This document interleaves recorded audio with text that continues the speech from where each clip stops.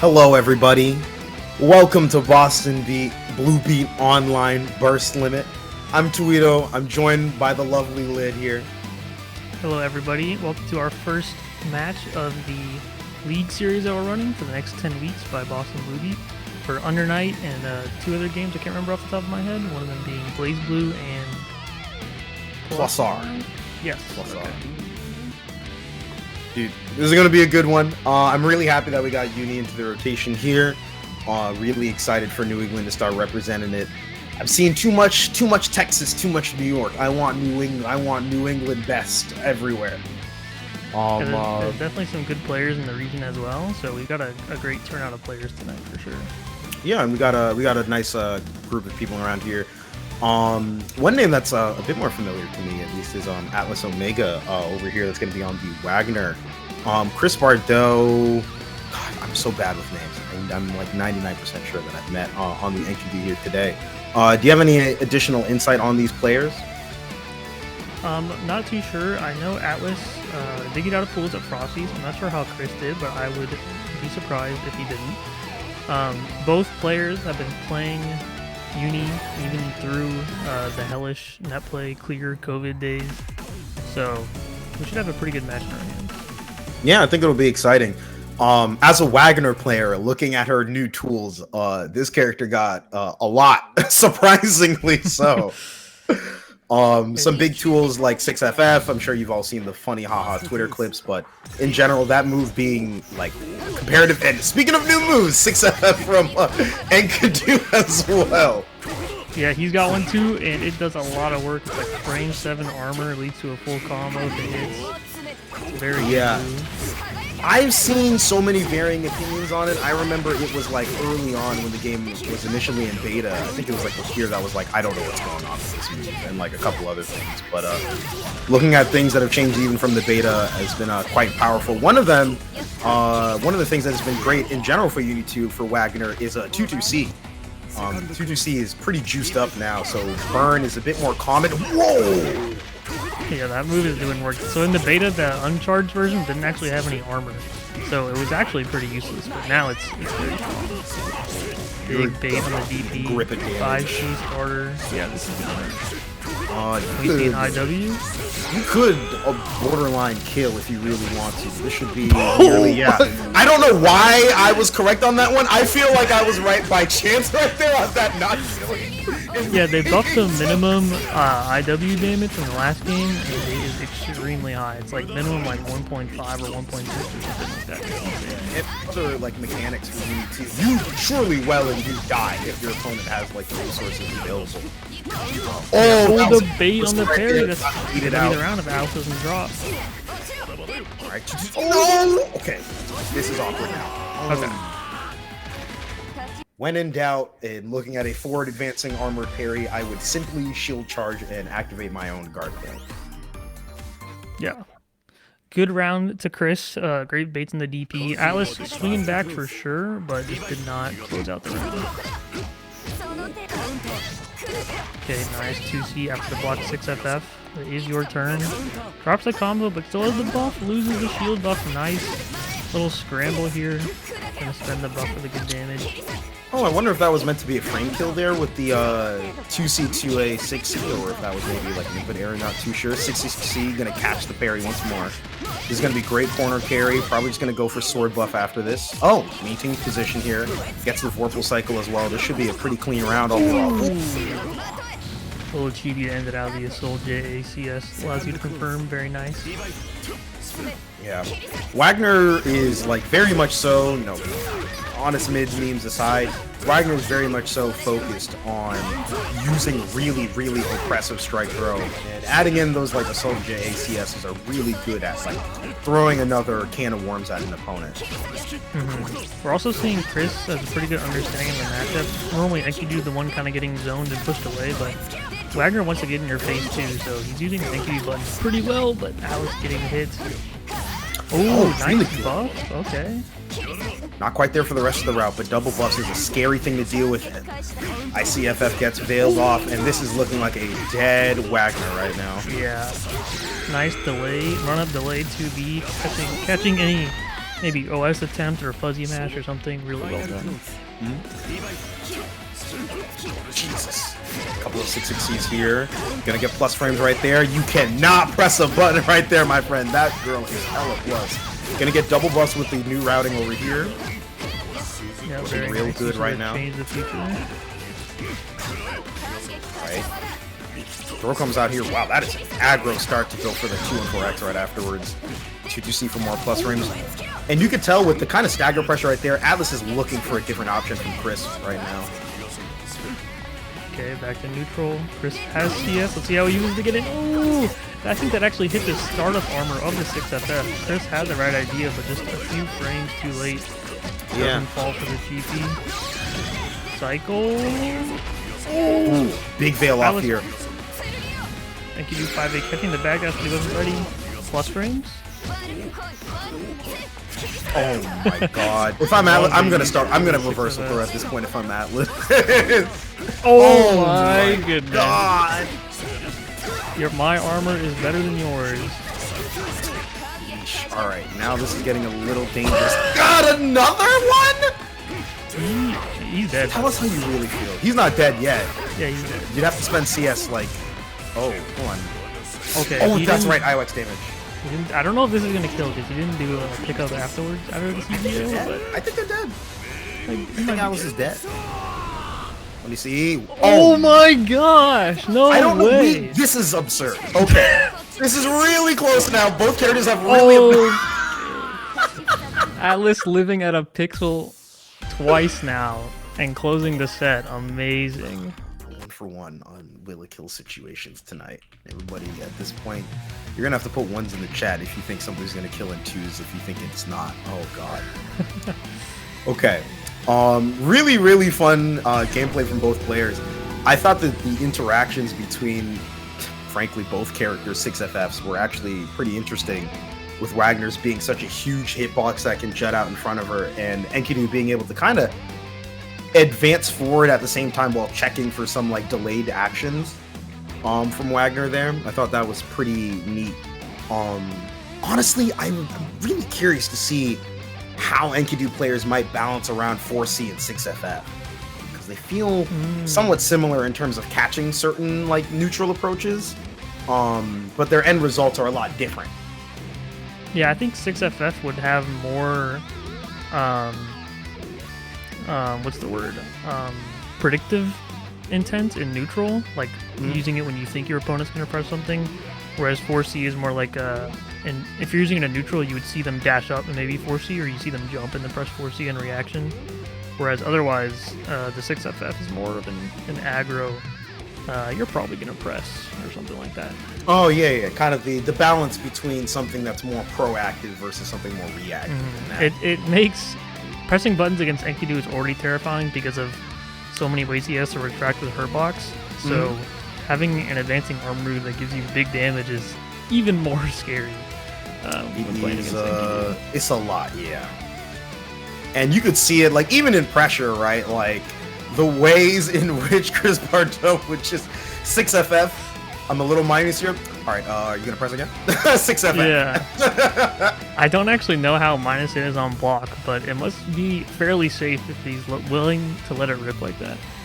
Yeah, I think Enkidu in general makes things really awkward to navigate around, right? Because when Enkidu is one of those characters where, like, if you're slightly minus, you do not, like, you could get locked into some weird defensive RPS situations just due to the nature of parry existing and other tools like 4C's hurt box retraction.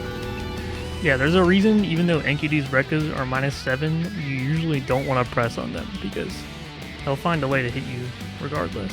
Just like something silly this way will come, and I am not a man that likes to press buttons super crazy.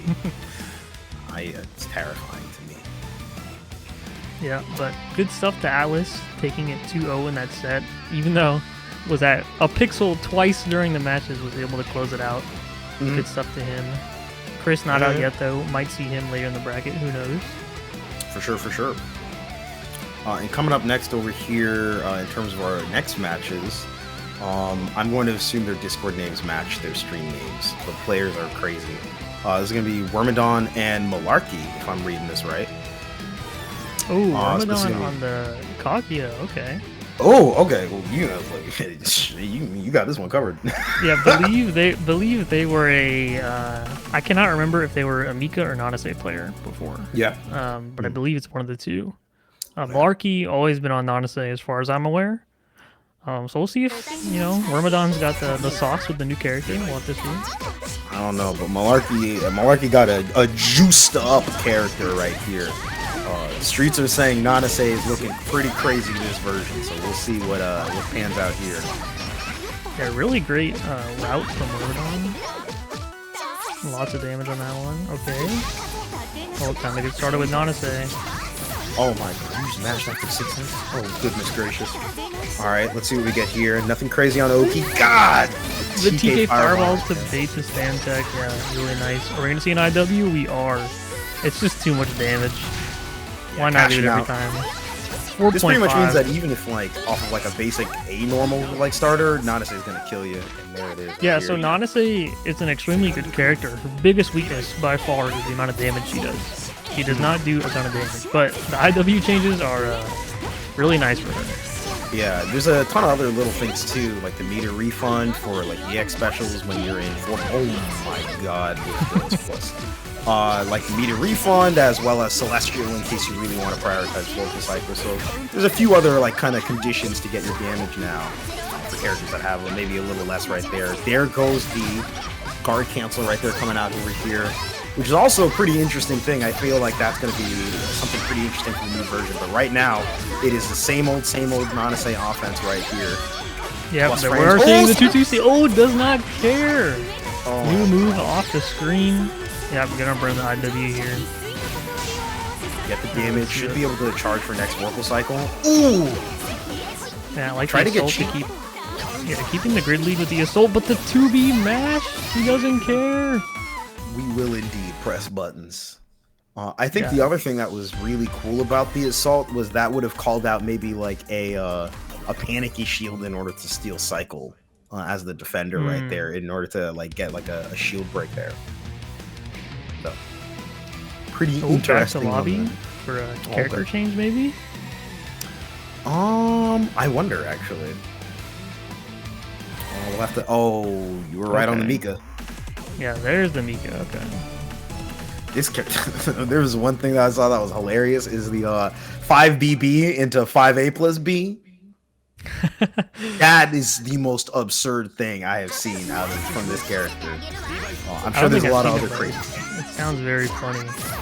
It's extremely funny, haha. It is the most like one button hit confirm type thing I've ever seen in my life. Yeah, lots of characters got new force function moves, but Mika actually got a whole new special move for 2-2. It's a anti-zoning projectile invuln move. We might see it in this matchup. Might be good for beating out Nanase. Goodness. She sent out the disc and it's time to press. Things are looking a little dangerous here. That's the Oki. Nice block. Looking Strike fine right throw there. it, strike.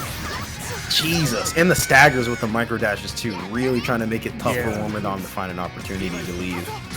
Malarky using the new 4A change, which lets you stagger into your 5A over and over again. Really good for characters with big 5As like Nanase. Ooh, looking for a shield right there with the command grab. Not going to work out here. 2B ends up catching. Oh no, the drop. That was so much damage. That's a lot of potential meter gain from that. That's just no longer a factor. Oh my god, you just hopped right into neutral. Okay. Yeah, really nice icy JC over the fireball set. See if Wyrmidon can get started. Hey! Ooh. That's the 360, gonna lead to a lot of damage. Nice, this combo still my god. Jesus. Okay, look at the damage. Oh! Okay. Yeah, get off. What the? Wait, that's messed up. Veil off into 2 did. Oh my gosh. Ooh, just barely got the time for IW too. Wow. Yeah, good awareness on the VO. Oh. Meaty. Alright, not gonna die off this hit. Gotta be very mindful. A lot of these TK fireballs that come out, at some point it's gonna be throw. Oh! Little dash under 2A, cross up. Yeah. Really good on Wyrmidon right there showing the DP. It's really important when somebody feels like they have so much control on their own offense, you gotta mash, you gotta DP at a certain point. Even though there may be staggers or beats in there, you have to make sure that they're not going to be able to get away with like a ton of pressure resets here. We were talking about the 4As earlier, looking at the TK fireballs. There's the mash, in fact. Drops the combo, but that's a 5A. Only going to be a DP right there from Malarky. Phoenix missile. Ooh, got crossed up. Tried to shield the missile, but actually ended up getting assault. CS to reset the pressure. Okay, get off of me. Oh yeah, 2-2-C. Like right afterwards, just to be like, it's my turn actually. Oh my god. 3? Okay. Ooh, nice shield on the missile. Very well done. Yeah, if you shield the Mika missile, she can't cancel into other missile follow-ups. So it's usually a pretty good punish, aside from some certain setups where she can still be plus. Yeah, it's one of the it's one of like the exceptions in the game where like if you shield it, like an opponent loses certain cancel options right there. So it's one of the like the fundamental anti-Mika things I feel. Right, for sure. Is just remembering to kind of shield missile there. Sheesh. One thing I actually wanted to talk about that we didn't get the chance to mention was the Veil-offs, both in this set and the last set. Veil-off in particular, Veil-off and guard cancel in this version are very interesting, given that the functionality for guard cancel is a lot different in terms of its like requirements. You just need 100 meter to go, and then you can just get them off you. But also for the fact that Veil-off is really fast in this version. It's I think the last time I checked, it's 15 frames or something like that. Yeah, so it is 15 frames. Veil-off is both buffed and nerfed. It's faster, but when it's blocked or when it whiffs, it has a ton of recovery now. So it used to be minus 12. It's like minus like 20 something, like at least like minus like 23 or something really high. Oh, okay. So it's faster. It's more you could use it on a reaction to like an assault maybe if you want to anti-air that way. So it's better as an OS option because you can't. It used to be 20 frames in the previous version, so you could whiff an anormal really easily and still block the VO.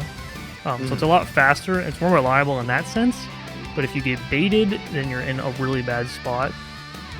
Also, like you were talking about the guard cancel change, they changed it to not be related to Vorpal at all anymore. It just costs 100 meter. But they also changed the input to 6 ABC. So if you're trying to like fuzzy guard thrust, like you're not sure if you're on block zone or not, but you think you will be, you'll actually get VO, which is a pretty bad thing to accidentally whiff during someone's pressure. So it's kind of a neat way of balancing guard thrust and VO, putting them on the same input but not needing Vorpal or grid breaking yourself for using them. Yeah, it's a pretty interesting stuff right there. Ooh, okay. I have double checked. Our next set coming up is actually pretty interesting here. We have foxof, New England's own, and I have to shout them out, on the Laundrekia, as well as Maryland's MDVA's Onyxdood. So the expected matchup here, of course, should be Merkava and Laundrekia. And both of these characters certainly are, I wouldn't say they're like substantially different in terms of their game plans, but they got a lot of really interesting stuff here. Yeah, they definitely got, I would say their game plans are both very similar, but from the last version, but they're both pretty juiced. So Lawn gets way better routing, has some nicer Oki tools, some more reward off of throw, that increases throw damage. Merkava has easier ways of getting into flight and skipping neutral, so his flight mix with the worms might be a bit more terrifying. And on the other hand, when Lawn hits you, it's going to hurt a lot more, and you're going to be put into a worse Oki situation than before. Yeah. In fact, I saw the Lawn players grouping up. I think a Japanese player literally posted like a route of like, hey, here's this corner carry Fru's route. And then the next quote retweet was this American player going like, hey, I got this in a corner-to-corner version now. And I was like, yeah. Shout out to Wyrm for optimizing that combo. Full screen, like 4K combo off of 4B or off of 5B. Yeah, it was literally 5BB and then Rekka into just a whole bunch. I was like, Jesus Christ, this is nuts. Yeah. His routing is very optimized now. I swear when I'm looking at his new routes, he's like adding in an extra bounce that the characters aren't supposed to have. I don't know. That's the thing that kills me. that's the thing that kills me for some like uni routes in which you'll be like, that looks like it's a bounce, but like, hold on a second, these are the bounces. What's going on over here? And then like randomly would be like, actually this is a pickup, and they just barely don't touch the ground, and we just added this random delay here, and it works. So I'm like, okay, I understand now. Yeah, sometimes uni combos can take some getting used to, especially if you're been playing games with less complicated combos, like, you know, like Strive or Street Fighter or Grand Blue. But once you kind of understand the rhythm of them, it feels really good to really do them every time. I never get old doing uni combos. I think the really good thing that French Bread typically does, and I say this as someone that plays BlazBlue, where combos change drastically from version to version, is that typically the old routes still work, and then there's just also new updated versions and new routes entirely. Yes. Like layering on top of those. Like Wagner especially benefits from that, where like you can do all the old stuff, it's just fine. And I'd imagine from what I understand of these characters, it's similar. Yeah, it's the exact same for the whole cast here. Yeah. So we got foxof on the start using the 4A change. Ooh, that is disgusting. Are you gonna get loose now? Oh yeah, you're getting loose now. Oh my god. When foxof looked at this and said, hey, by the way, here's this like J2C, I always forget. The Rising JC, I was like, this is absurd, dude.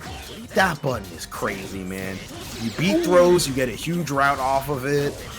You can do a hell of a whole lot. Combine it with fuzzy jump, like, it doesn't. The ICJ2C into 3B whiff is +2, and you're in their face, and you can beat the green shield, and it's very strong.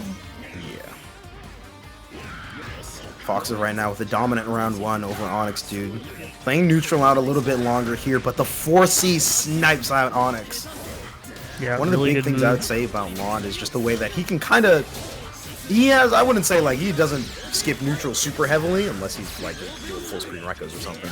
But the ability to suddenly throw out certain hitboxes like 4C that come out kind of out of the blue in a sense, and maybe catch Merc trying to go into flight, I would imagine is interesting or useful here. Yeah, if Lond has a way to kind of call out your movement, then it's usually pretty aggressive, and it will cleanly be whatever you're trying to do normally, but you do have to have that read kind of right. Yo, Lid, that was a double perfect.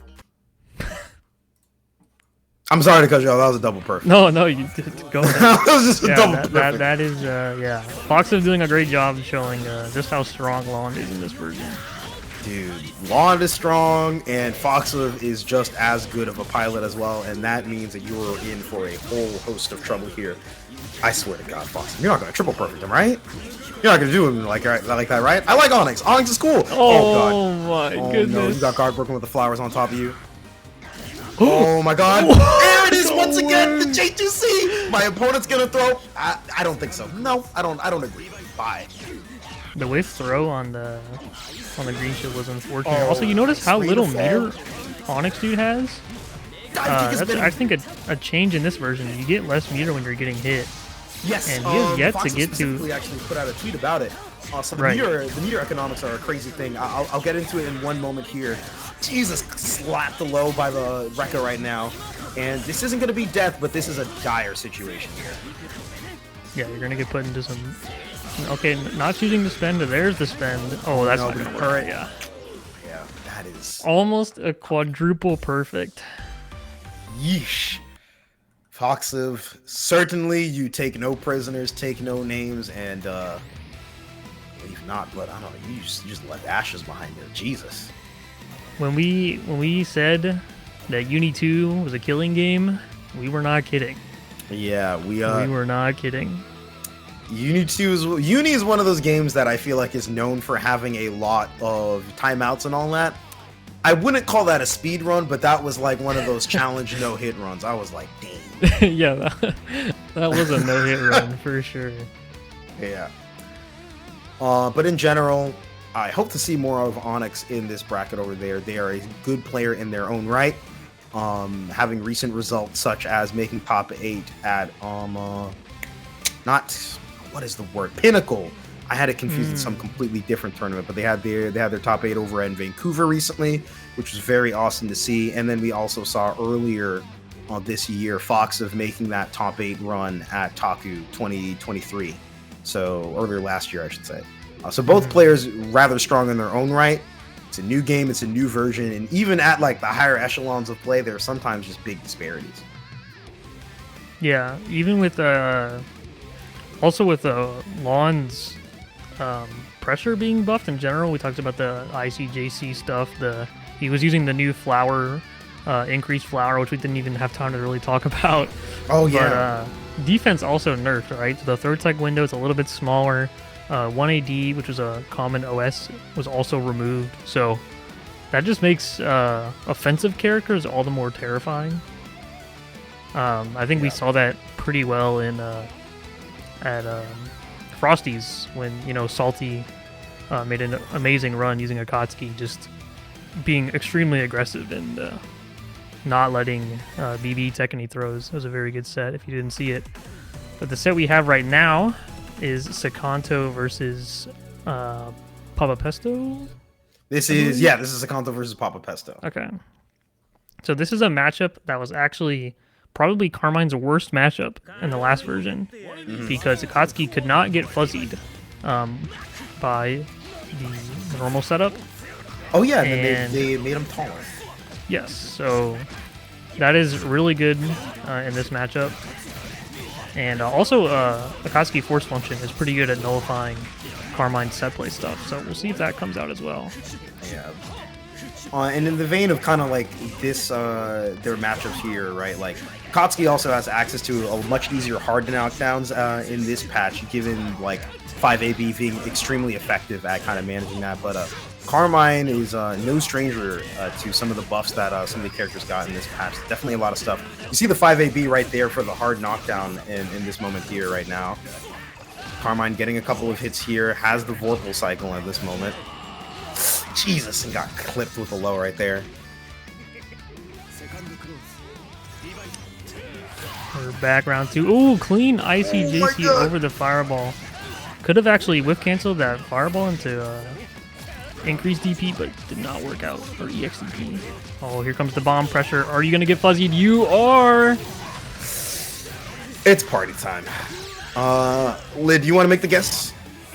He's going to do the corner steal. Okay, he's going to DP. Sekanto said, hell no, I'm getting out of here. Yeah, solid dash block right there. Got clipped, but the route ended up dropping, I think, because the positioning was a bit off from what Pesto was expecting. Using the force function to move the puddle, and then the wheel comes up to do the rest of the work there. Nice from Pesto. Yeah, really nice way to block the Tatsu.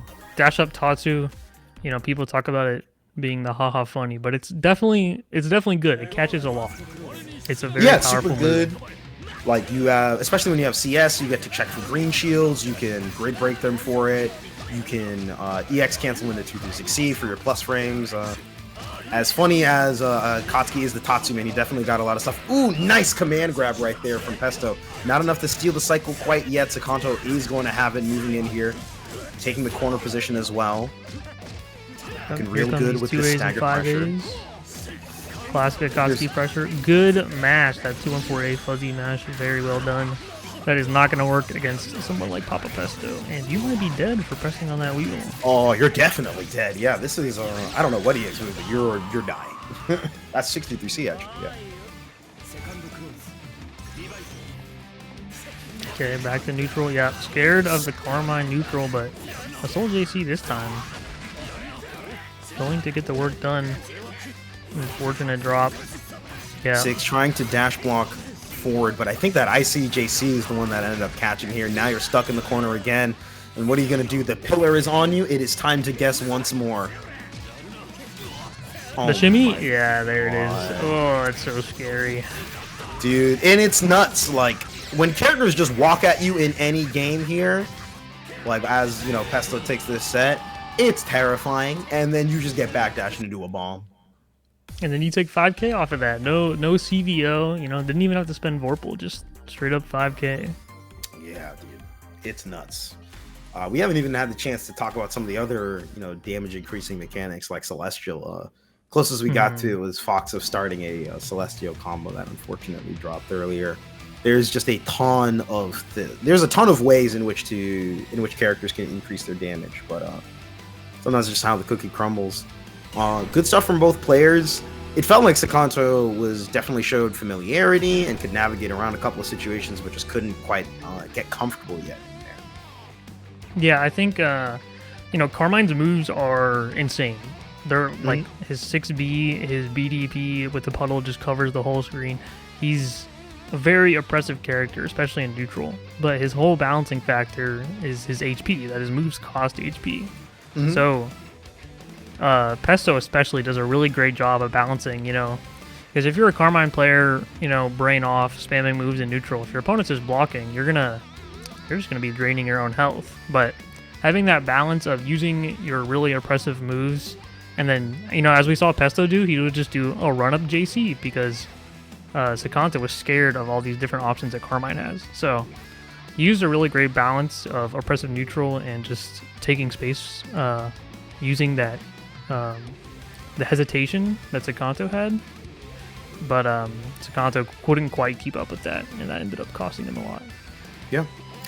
Going into our next set here, having double checked, we're going to have Noctis versus BigBlack. The ESL Uni champion himself has come by to take even more names and everyone's money. Yeah, I say that in jest.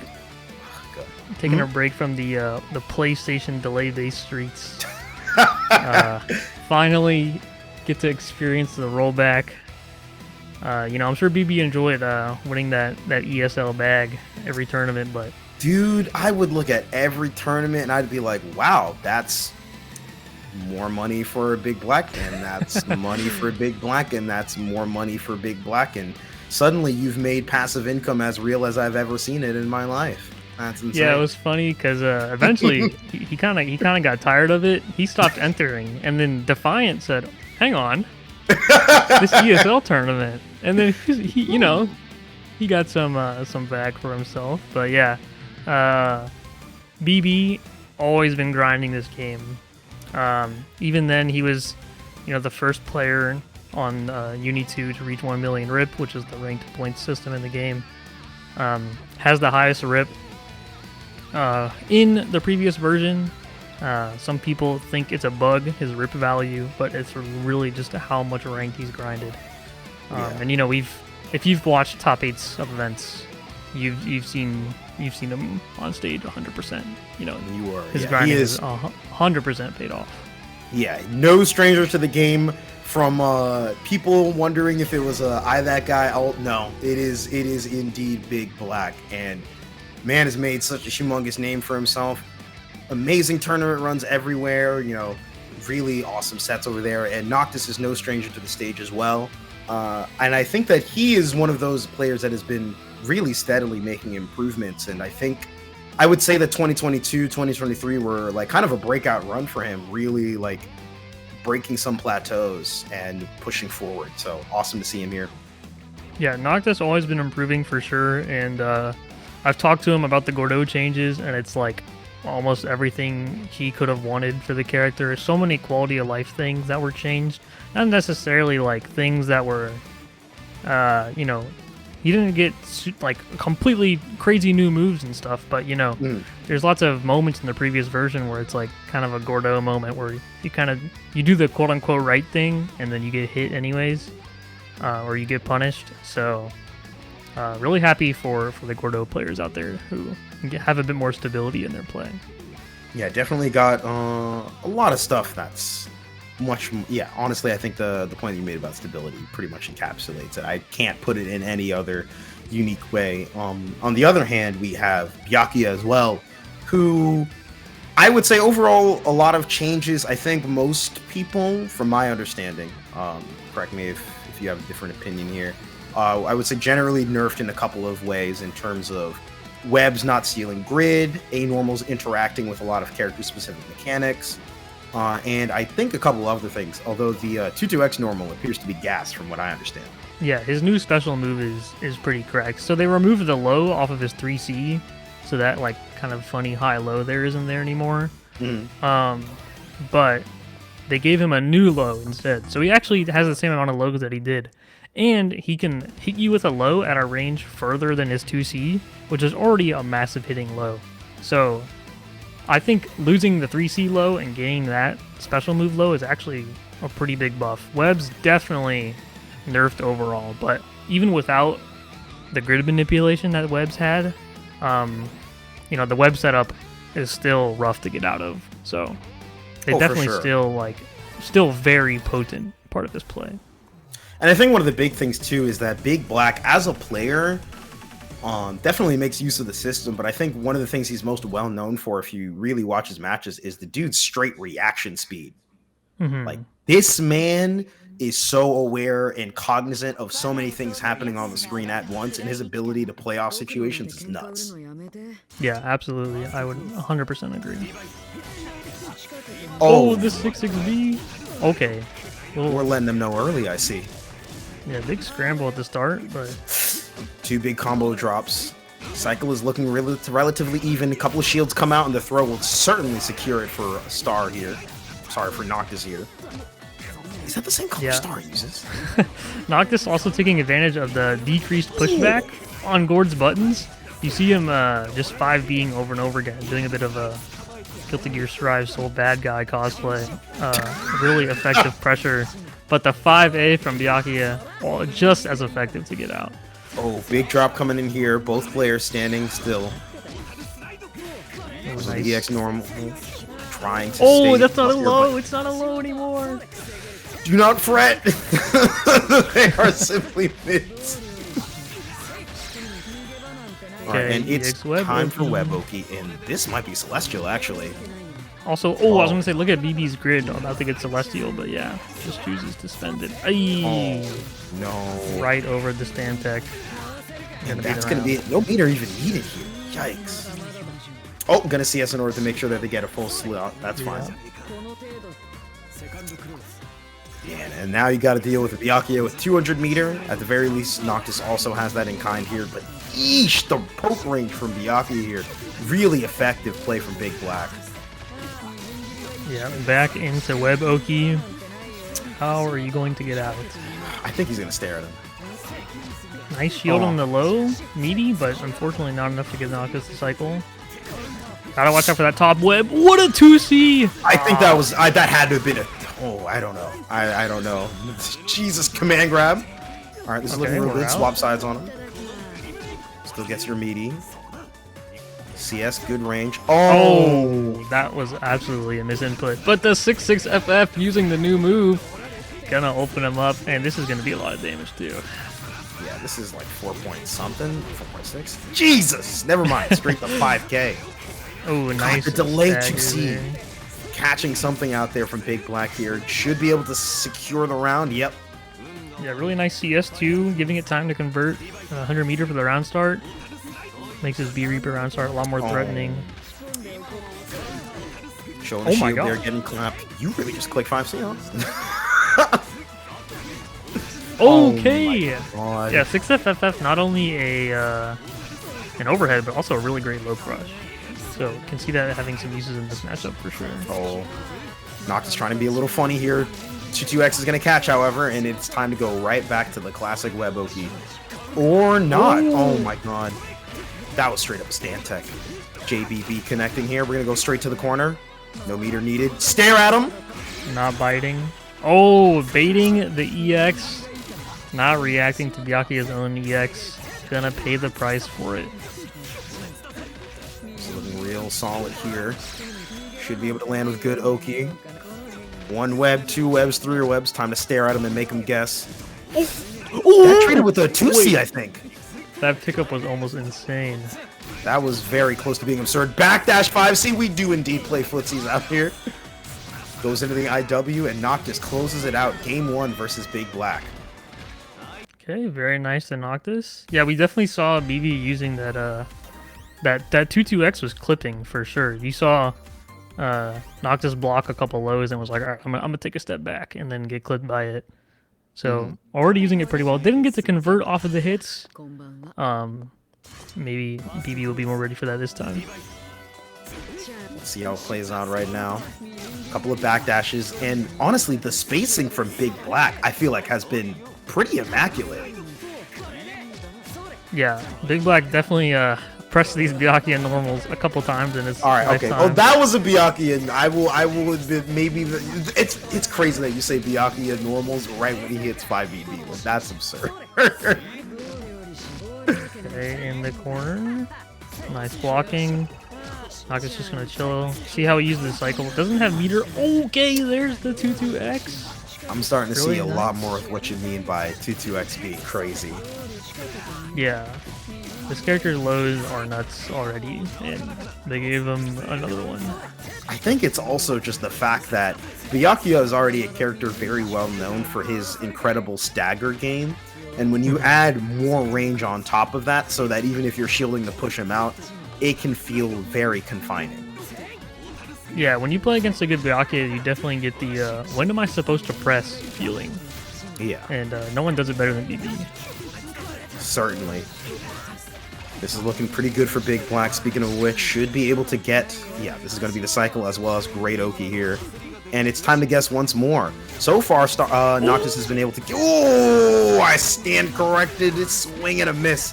What a shimmy. Each other time, Noctis has been... Oh, my God. Such an awkward moment after the web right there. Maybe BigBlack was looking for a TRM opportunity right there. Maybe looking for a shield from Noctis. Plus frames over here. BigBlack is going to shield, but the throw evens up the cycle now.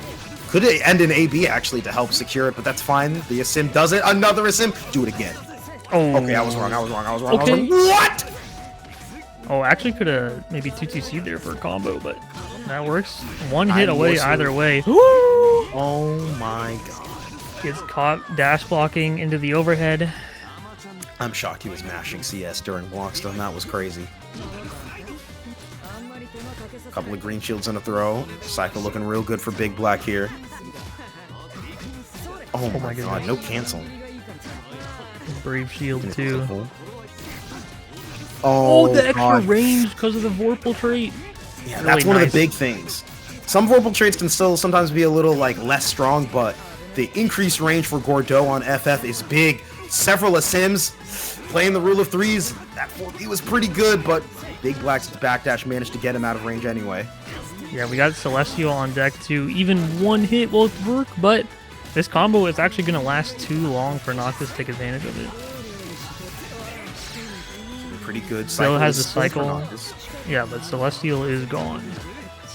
And if Noctis shields a bunch, he might get Celestial again. It's up to BigBlack to try and catch a shield input with one of those lows. Oh my What a God! concept. Charge in his face! Let him go! You can't do the Reaper on the way. Oh, what a block! Oh my God! That was so This is tricky. close. 35 seconds left on the clock. I don't think this is gonna go the distance. 5C! Dead. He has died. to meter. Oh my God! Don't curse him! Don't curse him! Don't curse him! With Yeah. Vorpal, that's it. That's Dead. certainly it. Oh my my goodness. God.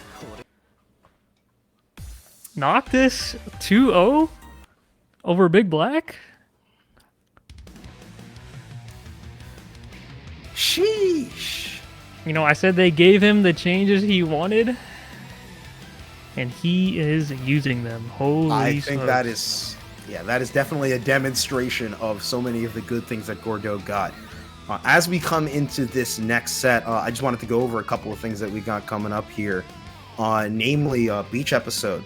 So, for those that don't know, this is a Ranbat series, and the big prize at the end of it is getting put into an invitational, depending on your ranking. We'll invite the top 8 players there. The grand prize, of course, is a free trip to our regional Boston Bluebeat Beach episode campout. So if you guys want to come hang with us and match with some of the best in New England over here, we've got a ton of games available. We've got Blaze Blue, we've got Guilty Gear Strive, Exerd, we've got Sailor Moon S, we've got UNI2. We've got so much going on here. We've got Plus R, we got Street Fighter, we got Tekken 8, which is also big over here in New England. We had like 30 people for our last Tekken 7 bracket. So you can imagine Tekken 8's popping over here as well. So we've got a ton of games and a lot of fun for you guys over here. It's going to be in Waltham. This is from August 10th to August 11th. If you're familiar with our other venue that we commonly play at in New England, Balance Patch, it's just 20 minutes away from there. So you are not going very far. Trust us, we have a lot of fun over here. And I just kind of wanted to go over that.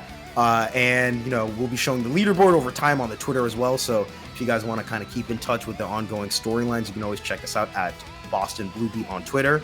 And if you want to catch the VODs as well, it's just bostonbluebeat on YouTube. And if you want to catch the streams, it's bostonbluebeat. We're consistent over here with our branding, thank God.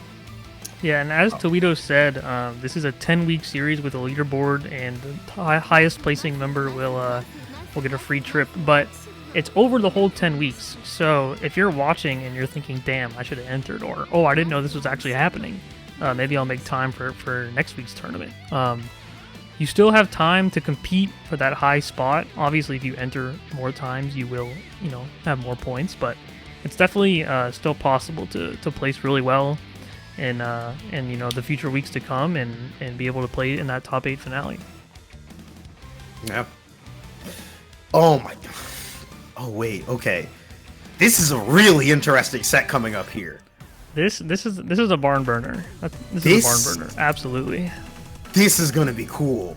foxof versus OmniDeag. For those that don't know, OmniDeag, probably one of Florida's strongest soldiers, playing Eldom, a character that got so much good stuff in this version. Lid, do you want to walk us through a few of them as they kind of come up with some of the big things?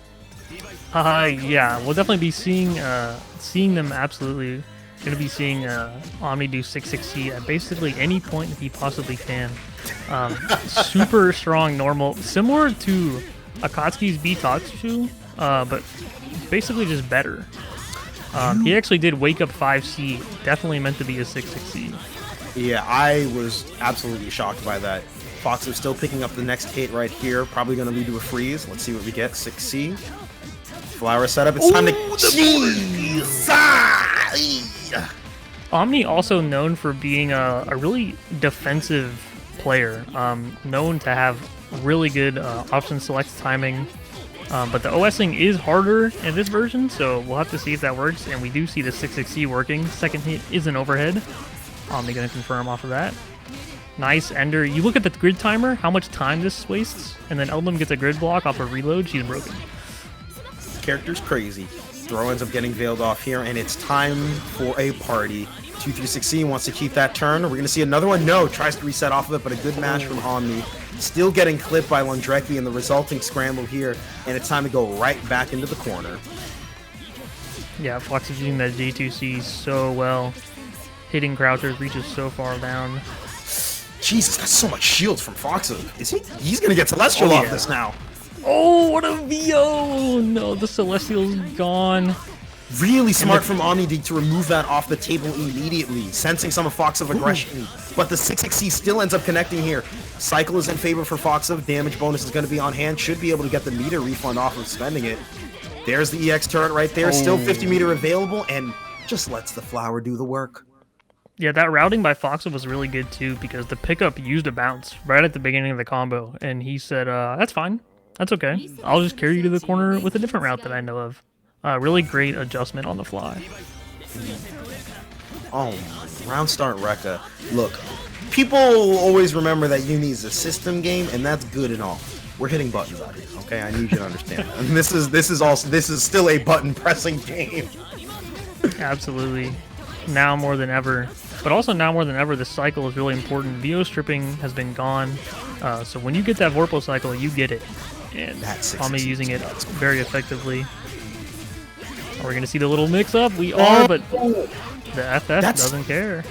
Yeah, that's actually incredibly smart from foxof. So for those that are for the uninitiated, Lundrecki's force function is only requires a neutral input and it's strike invuln. So it's a really good way of dealing with the left-right in that situation there. Great awareness from foxof, including the CS into the IW, wants to keep some of that meter to go. You'll see that from more and more players as we go on, and we've already seen it before, just to highlight that, to explain what's going on there.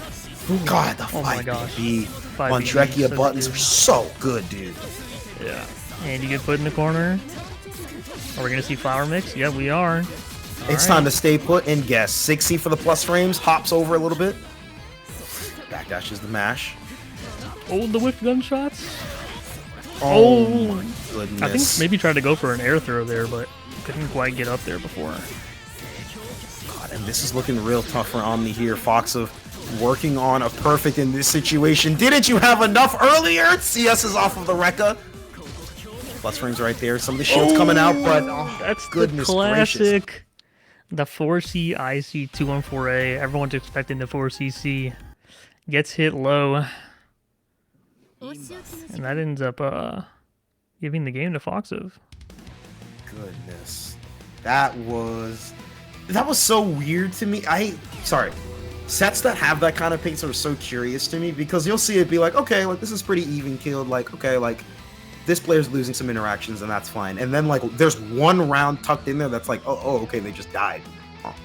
Yeah, okay. We get the download complete round where foxof says, okay, I'll use my combined knowledge and power to completely destroy you. Yeah.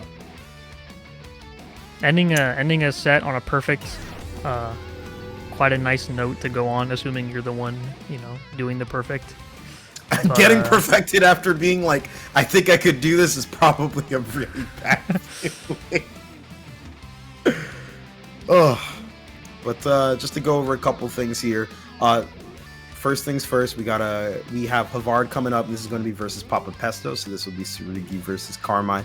While we wait on that going on, Lid, why don't you kind of walk us through a little bit of the matcharinos we got going on here? Yeah, we got the matcharino in the chat. You can join it and contribute. You can log into matcharino with basically any account on the internet, Discord, Twitter, Twitch, basically anything. You log in and you can claim a code for free. You can add 25 cents to the pot, completely free of charge.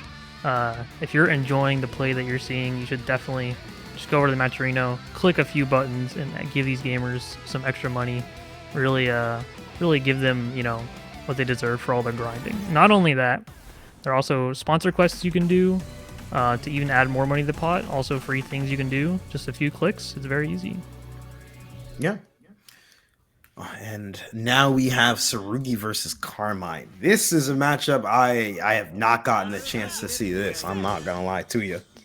So I've heard people say Tsurugi is not doing a lot, and I've heard people say he's completely ignorant. So maybe we'll see some of that ignorance in this match. I have no idea. For the time being, though, Havard getting opened up by Pesto a little bit over here. It's JA. Nice shield there. That's going to end up stealing the cycle from them. CS into the DP. Yeah, you see the increased 2C that Havard just did. His increased C normals have armor on them. Oh, big stand shield on the FF follow-up, though, and that makes it so you can't do anything after. Guaranteed punish. Oh, my God. Oh, God. Such good mix that we had to see even more. Yeah, a little ankle break there. I know. Oh, the overhead. Okay. ADP confirm. Good damage. Let's see what we get afterwards. Standard Oki, nothing super crazy here. Ooh! That's exactly what you want to be doing as Tsurugi. He's got these command grabs that are normally techable, but if you can grab a shield with them, you get a full combo and they're grid broken. Oh no. That's a big whiff right there. Alright, really Pesto's looking pretty decent. And I think at this point, given how low Carmine's health is, we're probably not going to see much command grab enders from Pesto unless they really prefer the Oki here. Trying to bait out a shield with these jumps. There it is! The double grid break on the mix again. I'm telling you, dude. Alright, no more health to go. It's time to send it. Expect a lot of aggression coming here from Pesto. Unabated, blocks the guard cancel as well, and it is a dead Tsurugi. What a comeback. Havard dropping that round-winning combo. Unfortunately, actually costed him the game. Oh, dude, this is nuts. And that's just... I feel like Carmine players are really good at playing from, like, some disadvantaged positions, just kind of due to, like, the basic, like, health mechanic. You really kind of have to get good at just staying cool, even when you're at, like, a pixel health. And Uni makes it a little easier, given, like, there's no chip kills in the game. But still, it can be very tough to navigate through that. Oh, assault hit. Normal hitting over here in this situation. Things looking pretty good for Havard now. Ooh, the delay increase. Okay, Havard showing us some little tricks that Tsurugi has. Yeah, and I wonder if the dash normal is meant to maybe catch like a throw OS input or something right there. Gosh! The low crush mid pressure string? Okay. All right, taking to the corner once more. Too. Oh my god. Cannot block that crouching. And this is about to get real rough, real simple. You just woke up command grab! Okay. And Havard is unperturbed and gets a hit anyway. He's not gonna build enough for IW, but he will put him in enough for another. Whoa! Oh, what the fuck? I don't know if that was a little cheapy there. I'm not sure what that was, but I like what I'm seeing. Idea. Wow.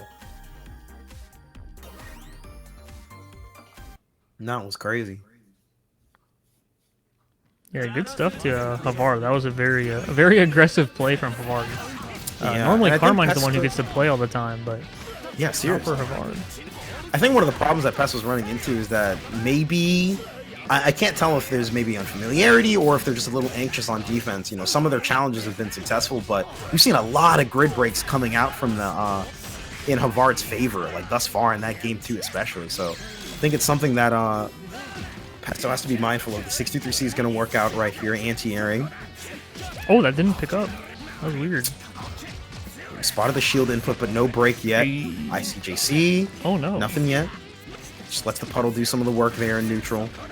I like the CS on the FF to kind of move the puddle and stay at advantage. Yeah, nice DP close around. Pesto on match points here. Fade back ICJC gonna catch that aggressive round start from Havard. Yeah, some of this aggression is now pretty much getting caught out from Pesto here. Gonna build a little bit on the concentrate there. I think that was an accidental shield, probably misinput right there. Cycle just barely goes in favor of Havard. Oh god! Oh my gosh. He's just staring at you saying, do it, I dare you. We saw it before in their set versus Sekanto. Pesto is so willing to just stare at you and just wait. Be like, okay, so when's your input? Oh my god, no. Bait coming out here. Havard not pressing. There's the 3D. Looking fine in this situation, however. Ooh, big frame trap. Should be it right here. Sivo to make it guaranteed. Let's finish it up right here. Like the Sivo, just stabilize, take the round, take the set. No need to be fancy. Very well done. I'm not gonna lie, that was very dicey. That game 2 was looking completely different. Then game 3 goes completely different. That was no breaks gameplay on both sides. They were swinging. Dude, I'm saying, I'm like, oh, okay, like this is okay. Like game 1 went in Pesto's favor. Okay, maybe we'll see some calmer. Nope. We're going in and succeeding. Yeah, both players cooked respectively. Seriously, yeah. All right, and next up, oh my god. I keep saying that we got a lot of strong players in this bracket, one of which you mentioned earlier, but we didn't get the chance to see him. We're finally going to see Defiant hop on the stage here today. And they're going to be playing against foxof, who has been dominating throughout his sets that we've seen on stream tonight. This is going to be a slugfest. Yeah, Defiant, you may have seen him on the stage of Frosty Faustings, winning the tournament. Big congratulations to him. He's now won 2 majors, I believe, and also a regional. Very, very strong player. Also been grinding net play during the clear days. Him and BigBlack have played offline and online a billion times. And again, both of them, as we said earlier with BigBlack, the grinding paid off. It's the same thing for Defiant. And Defiant, what time did they start playing? Because I'm pretty sure they're part of the New Blood, but I actually didn't know when they started. Yeah, they actually started playing in 2019. He started really close towards the end of ST before Clear came out. But yeah, he is an ST player, end of ST. But did a lot of his grinding during the clear days, absolutely. Yeah, I would say Defiant's rise from, just kind of from that like time and to being such a big name as he is now, dude has been absolutely crushing it. I'm not gonna lie, he is one of the scariest players to play. And if you've watched some of the like 2022, 2023, like WASD brackets, this dude would play literally like whatever character he felt like it seemed. From Hyde to Laundrekia to God, who else would he play? He'd play like a ton of the cast. Yeah, he can play most of the cast. Originally, even an Enkidu player. We actually did see at Frosty's. He won Frosty's with Laundrekia, but now he is up against foxof, who is also on Laundrekia. So I don't know which character he's going to use. He seems like he's kind of thinking about it right now. He is currently on Carmine. Don't know if that's what he wants to do in this matchup. Yeah. We have seen Lon's new move in the previous set, the Ice Ring. It's quite a strong move, I would say. Leads into a full combo and hits a lot of the screen. It is all projectiles, so if you are a character with a good projectile invul move, you can beat it out. There are some character-specific options as well on other characters, but it is in general a very good move. Yeah, and I think it's kind of interesting actually, now that we're talking about characters, given that foxof originally, foxof actually, speaking of like games, because I know foxof originally started on like Mortal Kombat, then was playing Batista, of course. I didn't know that. Yeah. I think he was playing a bunch of NRS games before he went on the French bread, if I remember the story right. Someone will correct me if I'm wrong. And then who was originally a Batista main, and then going on to Laundrekia, and based on his recent tweets, sticking to the character now. Yeah, now we're seeing Defi's Carmine come out. Carmine versus Lon, not a matchup seen too often, but we are seeing it right here. Defi also someone who really aware of Lon's options, right? As we were saying earlier, played so many characters in the cast. So his character knowledge is honestly probably one of the best of anyone who plays this game. Pretty much, yeah. And I think at this point it just kind of depends on how foxof's style will kind of play out in this situation. So far, FF getting baited after rather patient defense from Defi. They're mounting a pretty strong offense here. Backdashes right there. We've seen it so much from these Carmines, backdashing with the puddle on screen in order to bait out certain options. Big drop there, 5 BB! Yeah. That was going to be the end of the round. Did the CS so he could finish with IW against a meter back, but now he's in a scary situation. Oh my god. The dash throw whiff, that could be the round, the back throw incident. Oh, react. Oh, you can't jump. You can't slip that in. The 2-2C catching the jump, very nice. Oh my god, okay. J-Hands are connecting, no further combos here. Clip by, I believe, 5C. Okay. Alright, this is going to be good offense for Defi here. Should be a puddle. Yeah, not going to build enough meter, but it's a mix here. Alright, has the wheel up as well. Oh my goodness. Band for band on ICJCs. Who wins? Wreck is coming out here. Throw. All right. Okay, he's going crazy. Oh my god, you are really trying to mix this. Oh my gosh, plus frames into plus frames. No command grab. A weird situation. Ends up working out for Defi though. Yeah, foxof jumped out and then correctly got like a hit on there with the JA, but it ended up not being enough hits on, so Defi still had enough time to just mash there. Unusual miss on the cancel there for foxof. Maybe he wasn't expecting it or something here. 200 meter to go. Should be able to kill off of this interaction here. That was looking close. I was not sure if that was going to drop. Yeah, I also like the roll that foxof did in the corner to escape the bomb situation. Still vulnerable to throw, but roll does seem to be pretty good against some Oki that some characters have. But yeah, it's generally, from what I've seen of like the first impressions at least, with just kind of its usage and set play.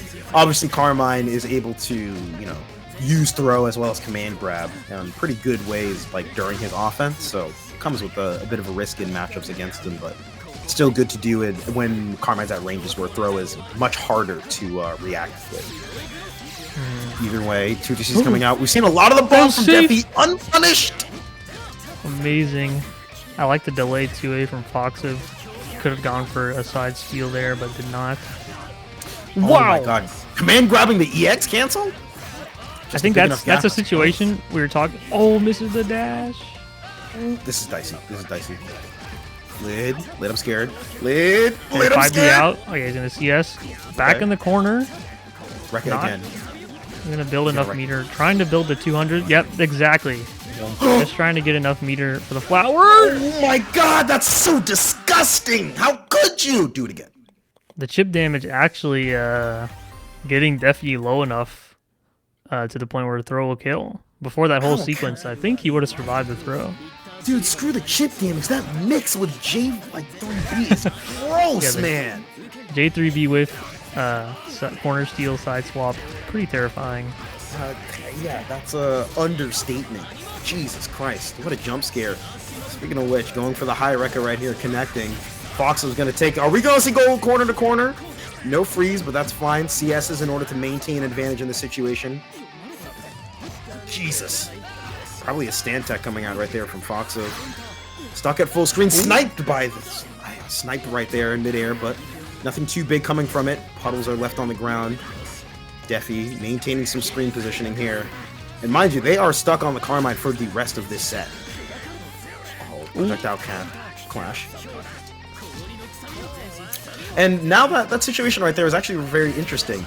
Because Landrekia 236X takes a while to become active. So I'm curious to see if Defi will go for more preemptive 6Bs in order to stuff potential fireballs in neutral from foxof there.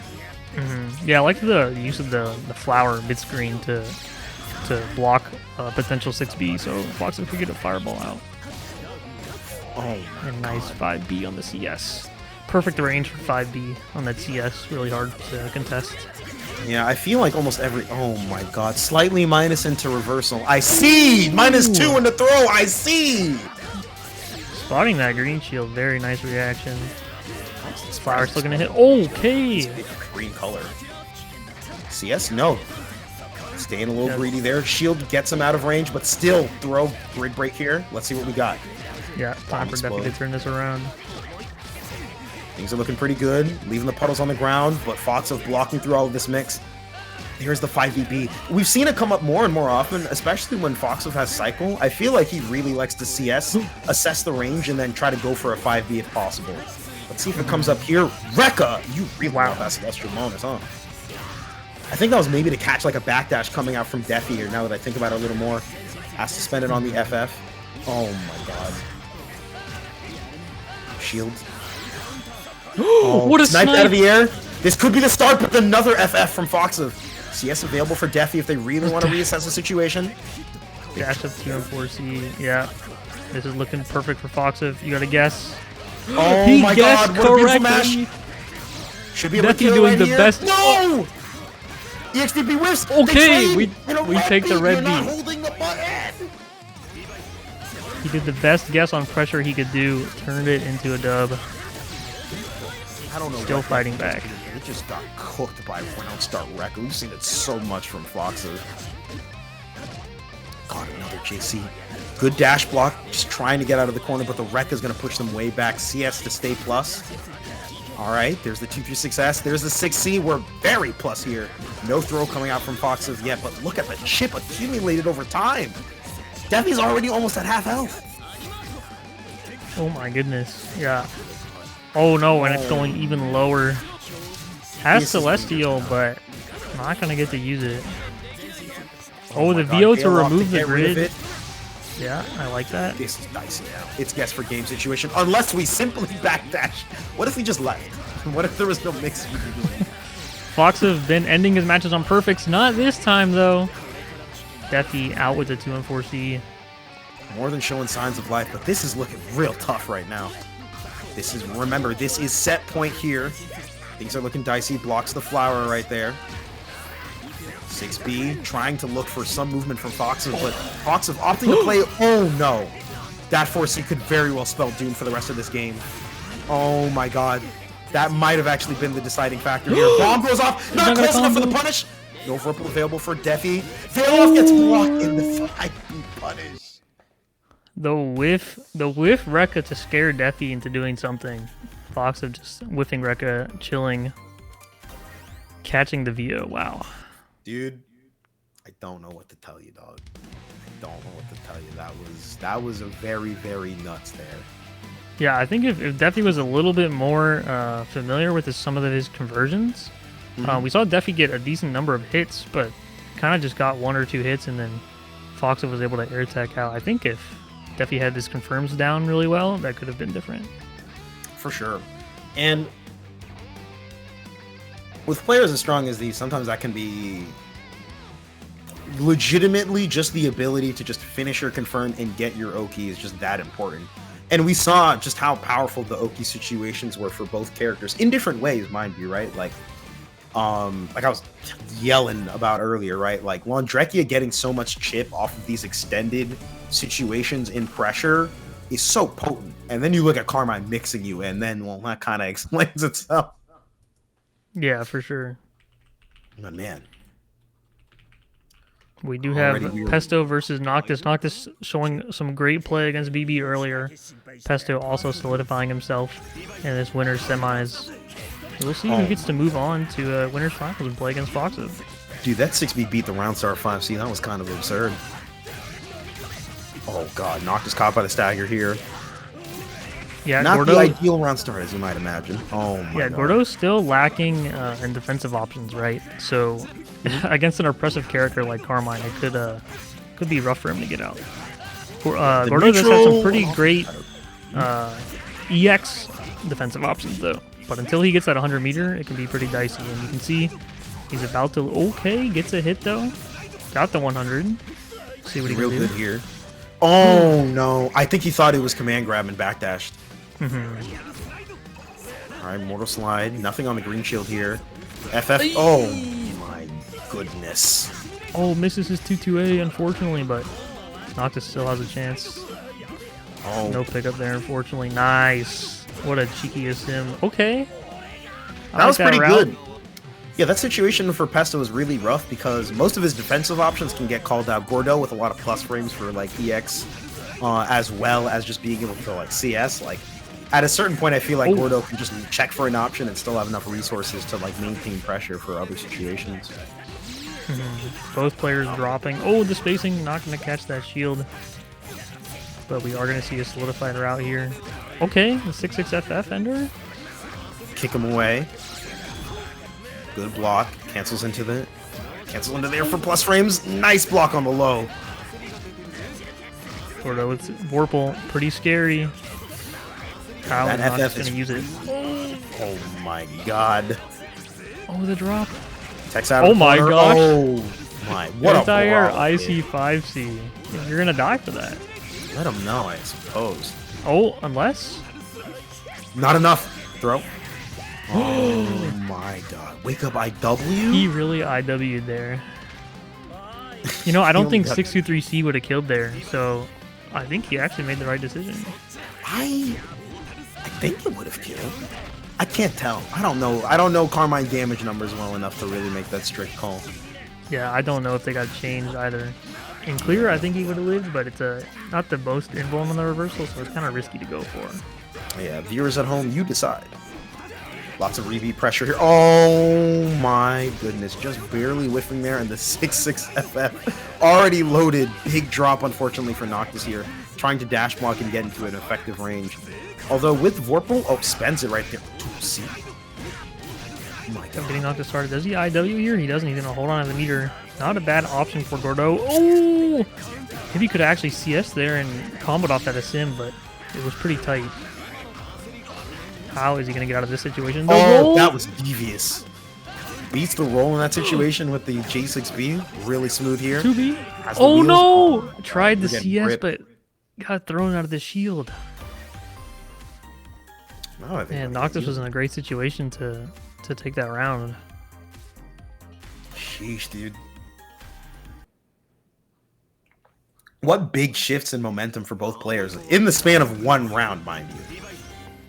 Yeah, that first game felt like the whole set. there was a lot going on. Seriously. Where did Noctis get all this grid? I looked away for 0.05 seconds, heard a couple of blocks, and suddenly Celestial. Yeah, he almost got the 12 blocks himself. Confirm. Oh. No, okay. Damage opportunity gone. Gonna get the cycle again. Yes. This is a ton of meter for Noctis, though. Oh, he's gonna need it on defense.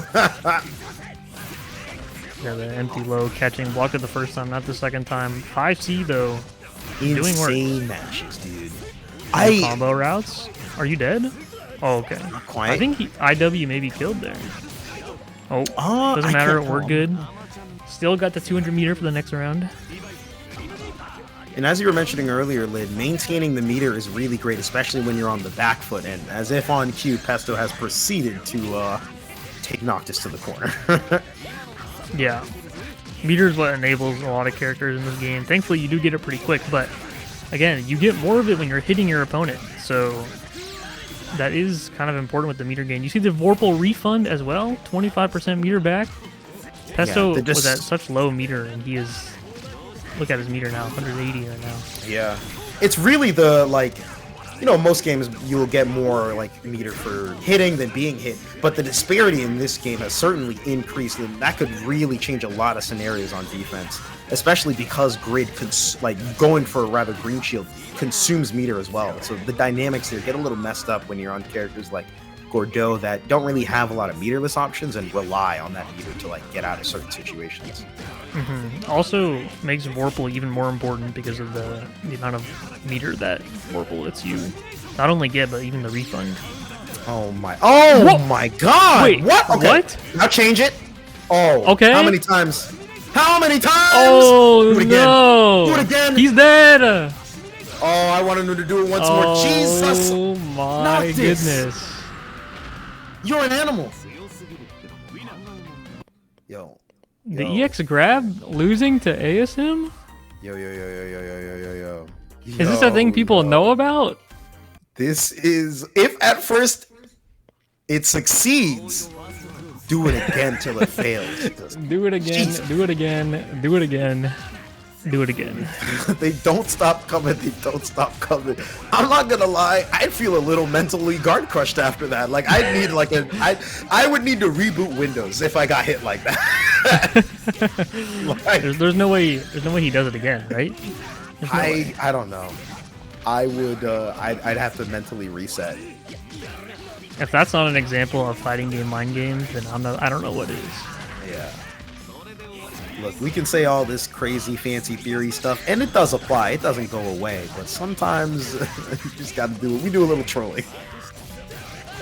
Oh. 623A whiffs, still on time for a 2B. Wow, I wonder if that's supposed to catch like some other option there.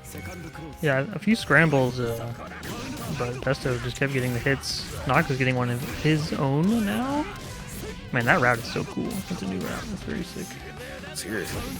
Oh my god, these what a whiff 5Cs. punish. It feels like each 5C that Noctis does, he's gonna get hit in the mouth for, but he's always right on time for it to actually be the one that gets the counter hit. Oh, No, he spotted the green shield. I like the decision to save the meter. Oh, the dive kick, the new move. I like Powerful Noctis command grab saving the gonna come meter, out. but he's been sitting on 200 for so long. I dash completely throw. understand the CS here. He could IW. Shouldn't need it. Throw's just barely not going to kill in this situation, but now Noctis has going to have to guess for a little while here. Oh, you just dragged him right to the corner. no. Oh, no. This is bad. Really This is greedy bad. shield for the cycle. The backdash again. Oh, that could have been worse. Pick up. Oh, okay, no pickup. Nice tech. Oh, the VO. why? Why did he fail off? Oh my goodness. He must have been expecting a dash up from Noctis, but Noctis is, in a lot of situations when they're slightly spaced, is just going for 5C to like whiff punish in a lot of situations. Yeah, so dicey. Ooh, okay. Oh, This no. is the ender, but I like the idea. And Noctis, you can see how comfortably he's just sitting at this range. Look at the health that Pesto is draining just from trying to poke at Noctis at range and set up some screen presence. You're dead. Oh my god, the Mortal into Reaper. Oh, you're gone. Rip this Oh man my asunder. What a Noctis- confirm. I'm not gonna lie, Noctis is kind of on fire today. Sheesh. Noctis 2-1 over Pesto. These are some big sets. Oh my god. Noctis so foxof winners finals now. Yeah, it does solidify our winners finals. Very good stuff to Noctis. Pesto not out yet though. Will be on loser's side. We do also have on loser's side top 8. We have OmniDeag versus ToXiCzz, which I imagine we'll be seeing soon, and also Hyde versus BigBlack. So that is our top 8. We saw Defiant foxof, Noctis Pesto, Omni ToXiCzz, and Hyde and BigBlack. Those first two sets being winners, and the next two being losers. Speaking of which, we're about to have Hyde for the first time up on stream here, coming up right now versus BigBlack here. So this will be pretty crazy, I think. It's actually funny. Like, I've seen Hyde so much on MBTL. It's been like ages since I've seen them back on Undernight, but you know, new game, you definitely gonna want to hop back to the old one, to the oldie. Yeah, there's definitely a lot of community overlap too with the French bred games between Noctis and Lumina. So even people who played a lot of Lumina that didn't really play Uni are definitely trying this game out. Yeah, so it's always welcome to see a bunch of people come out there. So Hyde in this game, I'm pretty sure they were playing Hyde in the earlier versions of Uni. Correct me if I'm wrong here, Lee. Yeah, I actually did watch one of their matches at Frosty's, and they were on Hyde. So, and we are seeing Hyde in the lobby, so that does line up so far. Just waiting on our opponent. Yeah. And Hyde in this patch, I would say, is also like, I feel like we've been saying this for almost all the characters, but like generally character strength is just so much higher in this game, like as a whole. And Hyde is most certainly no stranger to it. That new projectile is so sick too. Just the way that he can cover the screen. Oh my god. Yeah, Zoner Hyde, a bit less of a meme now, but also his new fireball is really strong in pressure. You can use it as a frame trap that leaves you plus, which is kind of Hyde's motto, but now he has another tool to do that, so it just makes getting out of his pressure even rougher. Then add on to that, just like a lot of the character's base mechanics, his ability to chip you down in certain situations. We've talked about how maintaining the meter advantage as the attacker is so effective in Hyde's ability to reset pressure as well as maintain, or rather, when the danger that you run into when Hyde has cycle and is just able to land some of these like sneaky force functions in, dude, it can get very crazy over time. Also, you know, not something that people talk about a lot, but Hyde's normal is doing chip damage. And especially the chip damage gets increased when you're in Warple, so that definitely adds up when you're stuck in these situations that are really locked down. Hyde's kind of disadvantage is that he bleeds a lot of grid, right? So in a lot of other fighting games, his pressure would be uncontestable, really hard to get out of. But that grid bleed is the factor that keeps him in check and is what you can use against Hyde to get out. Yeah. And if there's any character that can still maintain grid super well, it's certainly Byakuya. We talked about some of the web changes earlier, just in terms of them not stealing grid as much, but just the way in which Byakuya can threaten throws, bait out shields, grid break you, still extremely potent. So you really have to be on the lookout for if you're getting grid broken. Not even necessarily straight for the cycle, but just like the huge disadvantage that brings in terms of being grid broken, in terms of, you know, losing your assault as well as other like mechanics there. Because dealing with Byakuya without shield, it's not great. It's not great. Absolutely not. Letting the intros rock. 6 speed round start coming in here. Cop pick up with the new special move. And we are already quickly approaching party time, but we're mashing. We are continuing to press. No fear whatsoever from Hyde, and frankly, I get it. In a lot of these situations, you really do not want to let a lot of set players think that they can like reset pressure in a lot of ways. And so sometimes in a set, showing DPs very early on will kind of set the tone on that end. That being said, of course, if it gets baited, you're dying quickly. But working out for Hyde in this situation. Yeah, getting hit by Hyde is a quick way to lose your HP. It does some really crazy damage. It's only gone up in this version as well. Yeah. Seeing the new fireball. Ooh, okay. But again, and we were talking about it earlier, but we never really got the chance to look at it this way. ToXiCzz being a pretty interesting anti-projectile move in terms of kind of like covering that space, since it doesn't have to interact with other projectiles. It's just like at location. And Hyde's, regular projectiles, his 236Xs, don't take that much time, but with BigBlack's reactions, you could definitely take a look at Hyde doing like 6FF and react with ToXiCzz. So I wonder how that will affect this matchup with these players here. Yeah, definitely probably not something you want to do full screen. against Byakuya, especially BigBlack. The way he did it earlier was kind of a point where if Hyde chose to do anything, that he would get caught. So it was a calculated risk, but also not really a risk if it gets blocked at that range for Byakuya. Dude, these counter pick wars on the completely other side of things, these counter pick wars are nuts, dude. Watching Hyde and BigBlack trade around that spacing, even when they're at like 3/4 screen, it's been nuts. Yeah, Hyde coming back with the perfects on the board. Oh, I like that. Catching the backdash, very nice. Got some decent tracking to it, so even if you try to get out of the way, it does usually end up hitting. Backs up, waiting out an option right there. You can tell from the first round, that's kind of affecting how BigBlack is setting up some of their set play here. Still catching Hyde regardless. Byakuya able to maintain some pretty advantageous positions regardless. Sets up 3 webs. Yeah, I also want to note the usage of 2-2 as a meaty in the web setup. Normally, Byakuya has to press a button to meaty, but the 2-2 actually keeps his hurt box completely safe from DPs and lets you meaty. So it's a very uncontestable situation. Yeah, it's very strong. That's nuts, dude. What? You can beat it by doing a horizontal DP. So, you know, you could do Hyde's Palebringer, for example, would work perfectly. But otherwise, normal uppercuts are just going to whiff. Dude, this character always gets some sort of gas, I swear to God.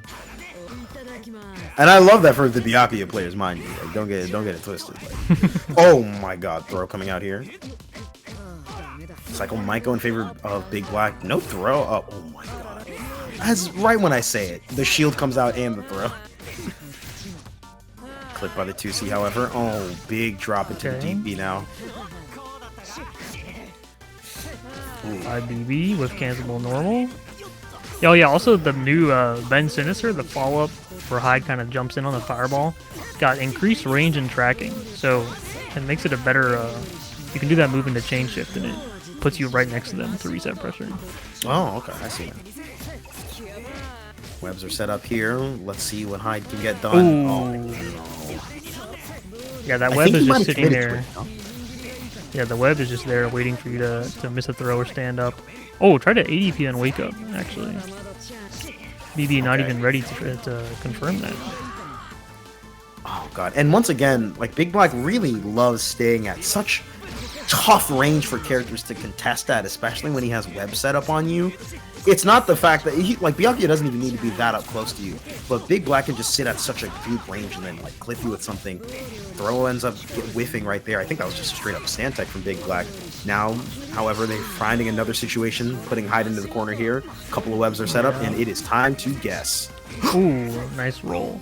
Oh, the BL blocked. Yeah, still has Warple, able to get out. Oh no. Oh, if they finished that combo, they might have been able to steal CS. Wait, they did it anyway. My apologies, I'm wrong. Oh, that is so strong. God, yo, it's do or die on this next hit. Oh, okay, never mind. Or it's do. Okay, there's a chance here. Both players holding north. Oh, you're dead. My God. CS for full combo. Very nice. Sheesh. Choosing to DP CS instead of CS DP. Good awareness, confidence in his options, and having that confidence gives him the set. Yeah. And again, I think that highlights one of the qualities of BigBlack that we were speaking about earlier. The man is not only very good with his reactions, but he's also very confident in his decision making. BigBlack is, you know, high-level fighting games in a lot of ways are all about reducing the amount of commitment and increasing it for your opponent. But one thing that's really special about BigBlack, I feel, is that when he makes a decision, he is confident and he's frequently correct straight up. Yeah, and that I've never seen such confident 5As from a Byakuya as BBs. Yeah, like when you hit some of these like normals in these situations, or you go for some of these like ideas and concepts, like it's not the fact that BigBlack necessarily full sends it into being aggro. It's that he'll make these like commitments that you won't really notice until you kind of like break down a situation and what like the decision tree really looks like. Yeah, and absolutely. And it really starts unpacking. You're like, holy crap, dude! Like he's just did this. He's fine. He doesn't break. He's not really cracking from pressure. He's not getting super antsy. Like if you look at that set, not a lot of throw rates in favor for like Hyde there. We saw the one like towards the end of that set there, which is pretty nice. But yeah, very, just very wanted to textbook Byakuya play, right? Very, very refined. And if you're enjoying, watching this tournament, it kind of gives you the itch to boot up some Uni. You can type in the chat !burst limit. It'll give you the link to the next bracket, which you can go ahead and sign up for. This is a 10-week league period. There is a leaderboard. The top 8 players with the most points at the end of the leaderboard, or at the end of the 10 weeks, will be playing in a top 8 finale. And the winner of that will win a free trip to Beach Episode, which is a tournament happening in Boston. So if you're watching these matches and you wish you could have competed, maybe missed out on today, you still have time to join in the other weeks, grind up some points, and to get a chance of making that top 8. Yeah, and let me tell you, we're cooking up some good stuff for Beach Episode Camp Out. We've gone through 2 iterations of this regional, and this time we are really shooting for it bigger and better. We've got a much larger venue on here, and we still have a ton of games per usual. Grand Blue Fantasy vs. Rising, Street Fighter 6, UNI2, of course. Systems, we also have Sailor Moon S, Tekken 8, MBTL, BBCF, KOF 15, Guilty Gear Plus Art, Exert, and Strive. And let me tell you something. When we come out here, we really make sure that we're doing something big here. Our BlazBlue bracket last time, I think it was 30? It was like something around the range of like 30 or 50 players. We had a lot of heads out there for that. And we also had a bunch of people pull up from out of region as well. We tend to get a couple of people coming around from there, especially New York. Usually it's a quick train ride up here. So we got a lot of folks coming out over here. And just to kind of reiterate, the Burst Limit series is weekly. So if you want to pull in, it's just next time, same place, Wednesdays at 8 p.m. You guys will be able to pull up over here. And if you want to play some other games, maybe you want to get a little BlazBlue in, that is on Mondays at 8 p.m. And then Plus R is on Tuesdays at 8 p.m. And mind you, again, our prizes are the same for each of our games. So if you're interested in those other stuff, you've got a ton of brackets all the time. You've got a lot of lovely players, commentators, as well as tournament organizers on here. We're trying to do a lot of cool stuff. So be sure to pull up. Yeah, always something cool happening. Anything Boston Bluebeat related. Definitely want to tune in, follow on socials. There's always something cool happening. Yeah, dude. And you can follow us over at Boston Bluebeat. We usually have all sorts of updates for stuff. Hell, we have our monthly that's coming up if you're in the area. That's going to be this weekend on February 3rd. That's going to have a ton of matches as well. A ton of games as well, and plenty of sets. So, and our schedule has changed a little bit, so you want to make sure that you're checking the Twitter just to make sure that you're up to date with that. For example, BlazBlue has moved up to 4 p.m. and now Strive is at 6 p.m. if I remember off the top of my head. So be sure to be aware of that. And this is again going to be our very first monthly with UNI2 full release. Let's go. So expect a lot of people to be pulling up here. Expect it to be crazy. Get in early so you can get your casuals in. You want to get used to PS5, PS4 and PS5 because. Tell you something, we got a lot of killers out here. Mr. B has been holding it down with some of the weeklies as well over up in Boston. So they've been able to pull up with a lot of Undernight, both for Clear as well as for UNI2. So if you guys want to check that out, that is also going to be going on Friday at Balance Patch, the same venue as our monthly. So we will be having a ton of Undernight over here in general. But enough about what's coming up in the future in the later days. We've got a couple sets coming up now. We have OmniDeag versus ToXiCzz. Yeah, we'll be seeing Eltnum versus Nanase most likely. ToXiCzz also a part of the Seth to Nanase pipeline. Lots of players have swapped over, not only with the new version, but just throughout Clear. Ends up being a common character transition, which is kind of interesting, but we did see ToXiCzz use that was Malarky using the new moves earlier in the bracket. Maybe we'll see if ToXiCzz can use them in some more creative ways. Dude, those 2-2-Cs were hilarious. It would just be 2-2-C, I have meter. I think I Bio into 2-2-C is very funny. That was OD, I'm not gonna lie. That was hilarious.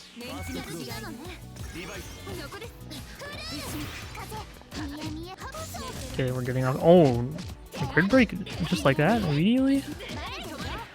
On God. Oh my God. 6xc right into the gunshot.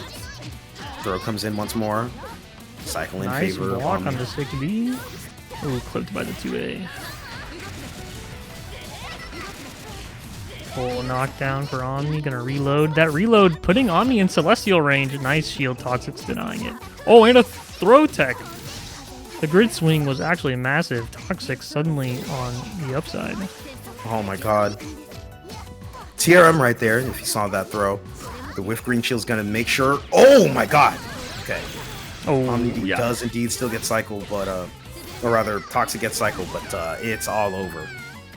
Yeah, Eldum's gunshot's super good at just policing and stopping any approach. You saw him whiff the gunshots and then shoot again. Very impressive. Oh, the fuzzy mash on the empty land. Very clean. Good damage, as well as getting a couple of enhanced bullets. Really nice for Eldum there.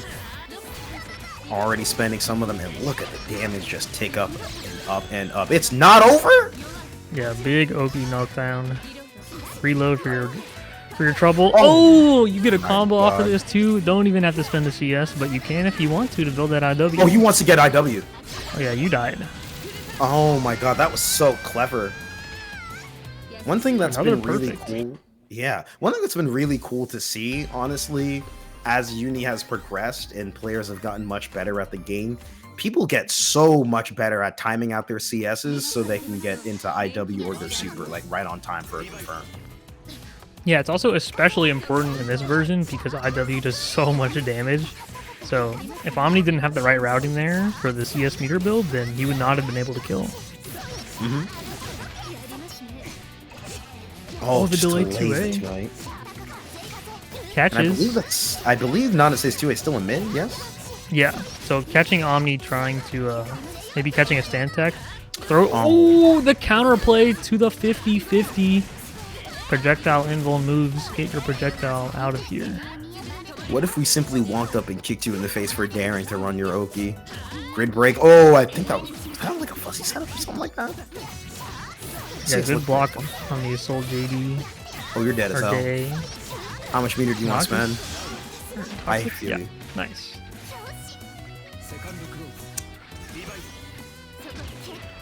Okay, that's a calm round start. It's just a little 2-3-6 beat. Nothing Oh, crazy. nice walk and block from Omni.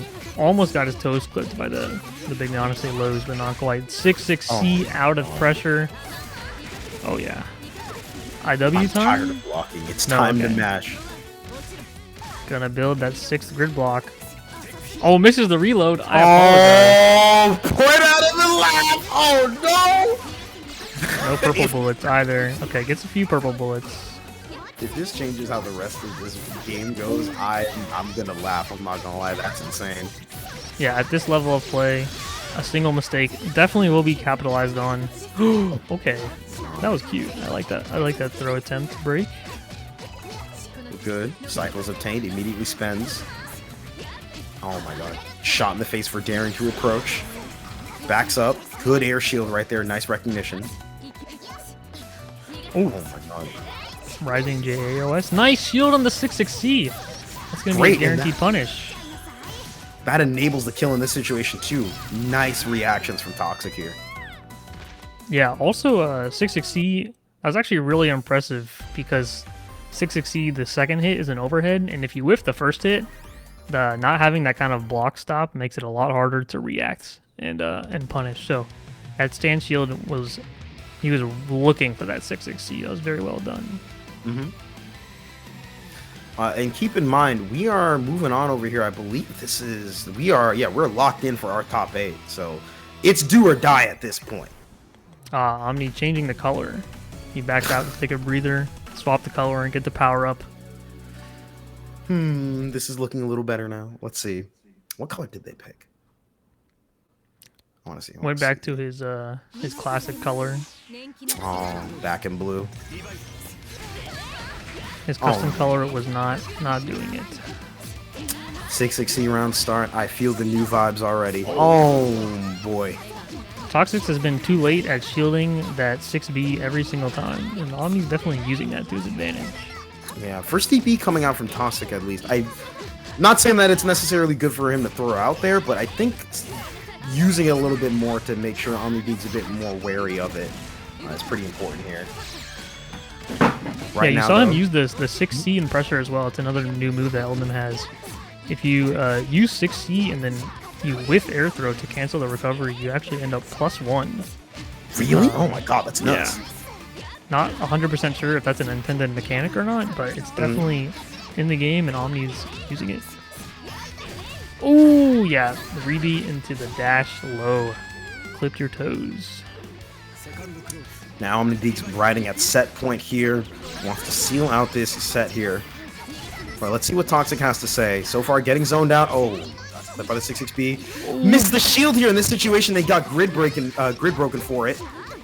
Yeah, these again, I praised ToXiCzz reactionary shield at the end of the last set. That ended of the last game ended up winning him the game, but he's now missed the reactionary shields almost like 4 other times, and it might end up costing him. Thus far, stuck in the corner here, but good mashes to get out of there. Plenty of time left on the clock to make this work. We've seen OmniDeag able to block out a lot of situations. Let's see how long ToXiCzz can maintain his offense. Oh, what a 2B. Not fair. 2B starter as well, and concentrate for the damage, or for the grid. Very nice. Couple of bullets left to go. Probably a reload coming in, like as OmniDeag pressures here. Yeah, gonna use the 2-3-6 to reload. Very nice. Oh, that was a good reaction. Those latex, those are pure reactions. Oh wait, my god. The combo? Okay, you put them in the corner there. Not comes biting. Up next. No, the rising JA. Oh my goodness. Wow. Very nice OS.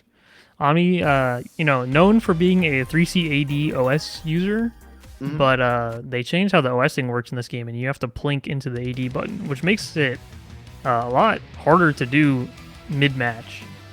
So that Rising JA OS might be something more that we see, not only from Eldon, but just a strong option from all the characters in the game that have JAs that hit standing opponents. Yeah, the closest that we saw that, we've seen that from Clear even was Juan Drekia's Rising. Rising. Yeah, that's a very good example. Oh god, that button is nuts, dude. Oh my goodness. Yeah, we also saw Omni almost get that combo off of like the 2-hit BDP, which it didn't look like the combo was going to do a lot of damage, but he was almost ready for that confirm. Would have been a very clean pickup. Oh, for sure, for sure. Let's see what we got coming up next. This is going to be, oh god, this is a this match is it's funny to see. It's funny to see in loser quarterfinals. Lid, how many grand finals, winners finals, losers finals at majors have we seen this matchup at? Oh my goodness. Whether it's a net play bracket or a literal major, you'll see these players in grand finals. And, UNI2, different game, different meta. Things are shaping up. And now we find these two players in losers quarterfinals. Oh, we are switching off the Carmine. Eltnum. We were talking about how strong a new Eldon is. Defi also a master of many characters. Defi has actually beaten BigBlack in the past on both Akatsuki, Wagner, Mika. He's definitely jumped around to these strike throw characters, so don't count Defi out yet, but BigBlack is going to get the first hit. With a 2-2X, I feel like he's gotten so many hits off of like 2-2A or 2-2B. Things are looking great for BigBlack. He already has 100 meter, Jesus! And cycle. What? Yeah. We went through 2 interactions, we're still at 80 seconds on the clock. Defi gonna build enough for 100 though. Oh my god. And that's fine, nice but oh my god. Both players 3D. Yeah, rolling into the web there can actually keep you from getting throw punished. I believe if BigBlack or if Byakuya wants to punish that roll, he has to fully commit to a dash throw, not on reaction. Oh, okay. Soul JC damage, not going to be a lot of damage, but will use the Oki to secure the cycle or reload for your trouble. And in addition, Defi took the time to actually empty most of the clip in order to get a lot of these enhanced special bullets here. Maintaining pressure in the situation here, backing up a little bit, but the mash from BigBlack, man. Oh, into the drop combo, but we're fine. Oh, he's dead. See, yeah. Yeah, very nice. Oh my goodness, I was not expecting 3D on 3D action. That was wild. Oh, showing that purple shield right there. I wonder if BigBlack's gonna look for that. What a 5B. So you see Defi respecting the Byakuya buttons in neutral. Getting hit by Byakuya is just so scary because you end up over here. And now it's party time. Ton of lows to accommodate so much of this pressure. Ooh, okay, I want to highlight that. I want to highlight that situation. Against Byakuya, often you count how many lows he's used, and then when he's used all of his lows, you stand block the top web to get it out of the way. But BB used the new 2-2 when Defi thought he was out of lows to actually catch him trying to stand block the web to get rid of it. That's so true. That's really smart. Yeah, that was such a good use of the move. Even when Byakuya is pushed out almost full screen, you gotta be wary of your toes. Look, dude, having played too many games with spiders, man, you trip on one web, suddenly they go from like 3 yards, like 3 miles away, and then they're just in their room, bro. It's crazy. Oh, wow. Good punish. There's Raw gonna be a lot of corner carry. You gonna build enough meter too? Let's see if he spends it here. Opposite just play it out. 5A whiffs, immediate dash up throw to punish. Whoa. Oh my god. I don't think Defi meant to do the air throw there, but we'll take the knockdown. Throw comes in handy. Now we're chilling. We're just having a nice peaceful. We're a nice, not peaceful time in the corner. In fact, you're freaking dead. You're gone. Yeah. Are you gonna make him watch, or are you just gonna end it? Oh, you're gonna make him watch. Oh, what? Oh, I think misinput there. Yeah, I think BigBlack might have misinput VO in that situation. Yeah. That's really awkward. We'll bring a little bit of context to that in a moment, but this is looking a little crazy. The TRM goes in. Yeah, what a TRM. Defi unfortunately did not mean to do that dash up 2-on-4, but it is what it is. Nice shield on the 6XC. However, Defi still managing to get a hit after all of that. Clips emptied. Time to cash out. Tossed. Oh, good reaction. My gosh. I can't believe that throw gave him the cycle. Oh my god. Don't do him like Noctis did earlier. Don't do it like don't do him like that. Don't do that. Don't do that. Don't do that. Don't do that. Okay, we're fine. What a shield for the cycle. Oh. And honestly, I don't blame BigBlack for playing that a lot more slowly. Frankly, a character that's running around, swinging normals in neutral with Veil off, you do not want to eat a quick cash out into like 2-3-6D, dude. That IW is going to do so much damage, man. Yeah, both players playing really reserved right now, not wanting to overcommit at all. This is pretty standard for Defi versus BigBlack. Both players usually play very patient, lots of timeout sets, but this is UNI2. This is not clear. Oh no! The web was too high for the 5A. A buttons do break webs, but if your A button doesn't hit the web, it's not gonna break it. What a 2A. Oh my word. Stars and stripes. He really went for it. Swap signs on him or no? Okay, same signs. Oh, missed the reload. Unfortunate.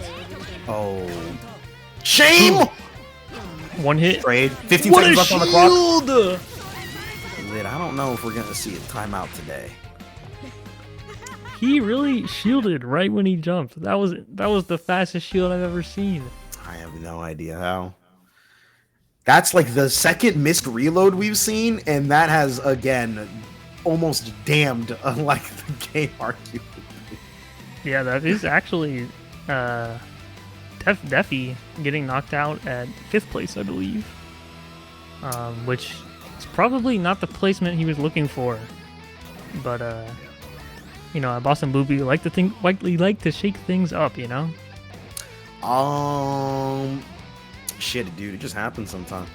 But again, even then, you know, getting the 5th place is still fine. Once again, I do want to remind y'all that this is a Ranbat series, so that does, for the first tournament out of 10, Defi is still on the board right there, getting a couple of points. So we'll see them we'll see how they, amass points over time, and then potentially get invited to that invitational in order to get that potential spot into our regional over here in Boston. But yeah, all right, we already have our next set coming in right now. We already have the man, the myth, the legend, PapaPesto himself, who, if I remember correctly, are going to be seeing another Eltnum as well. OmniDeag back on sticks. All right, new colors, same character, same player. I had nothing else. I thought I was going to say new, old, and then I was just wrong. I hate that. I messed up the sequence, dude. I apologize. That's on me. Actually, despite both of these players grinding throughout the clear era, I don't think I've actually seen them play very often. So, and neither are like strangers to making it far in a bracket. Is the crazy part about it.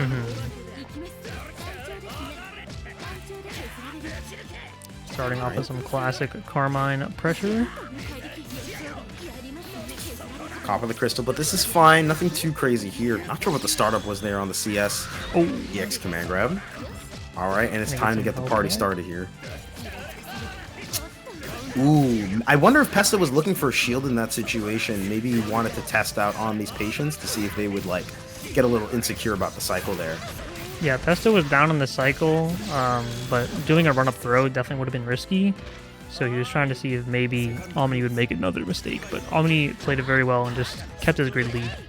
Did not budge. Yeah, and I think Carmine, especially with shield, with his like throw and command grab that he already likes going into, and with his set play, he can really eat shields alive. So if OmniDeag had committed to like a purple shield at that range, that could have gone south.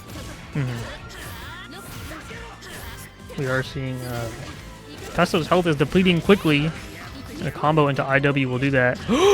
Let's put it simply, that brother is dying! He dropped the combo. He tried to go for the cheeky combo. He might pay the price. Ooh, nice side swap. Friends, it is time to make a couple of guesses. Place your bets, high, low, throw, or will something get baited? Oh yeah, he's not biting.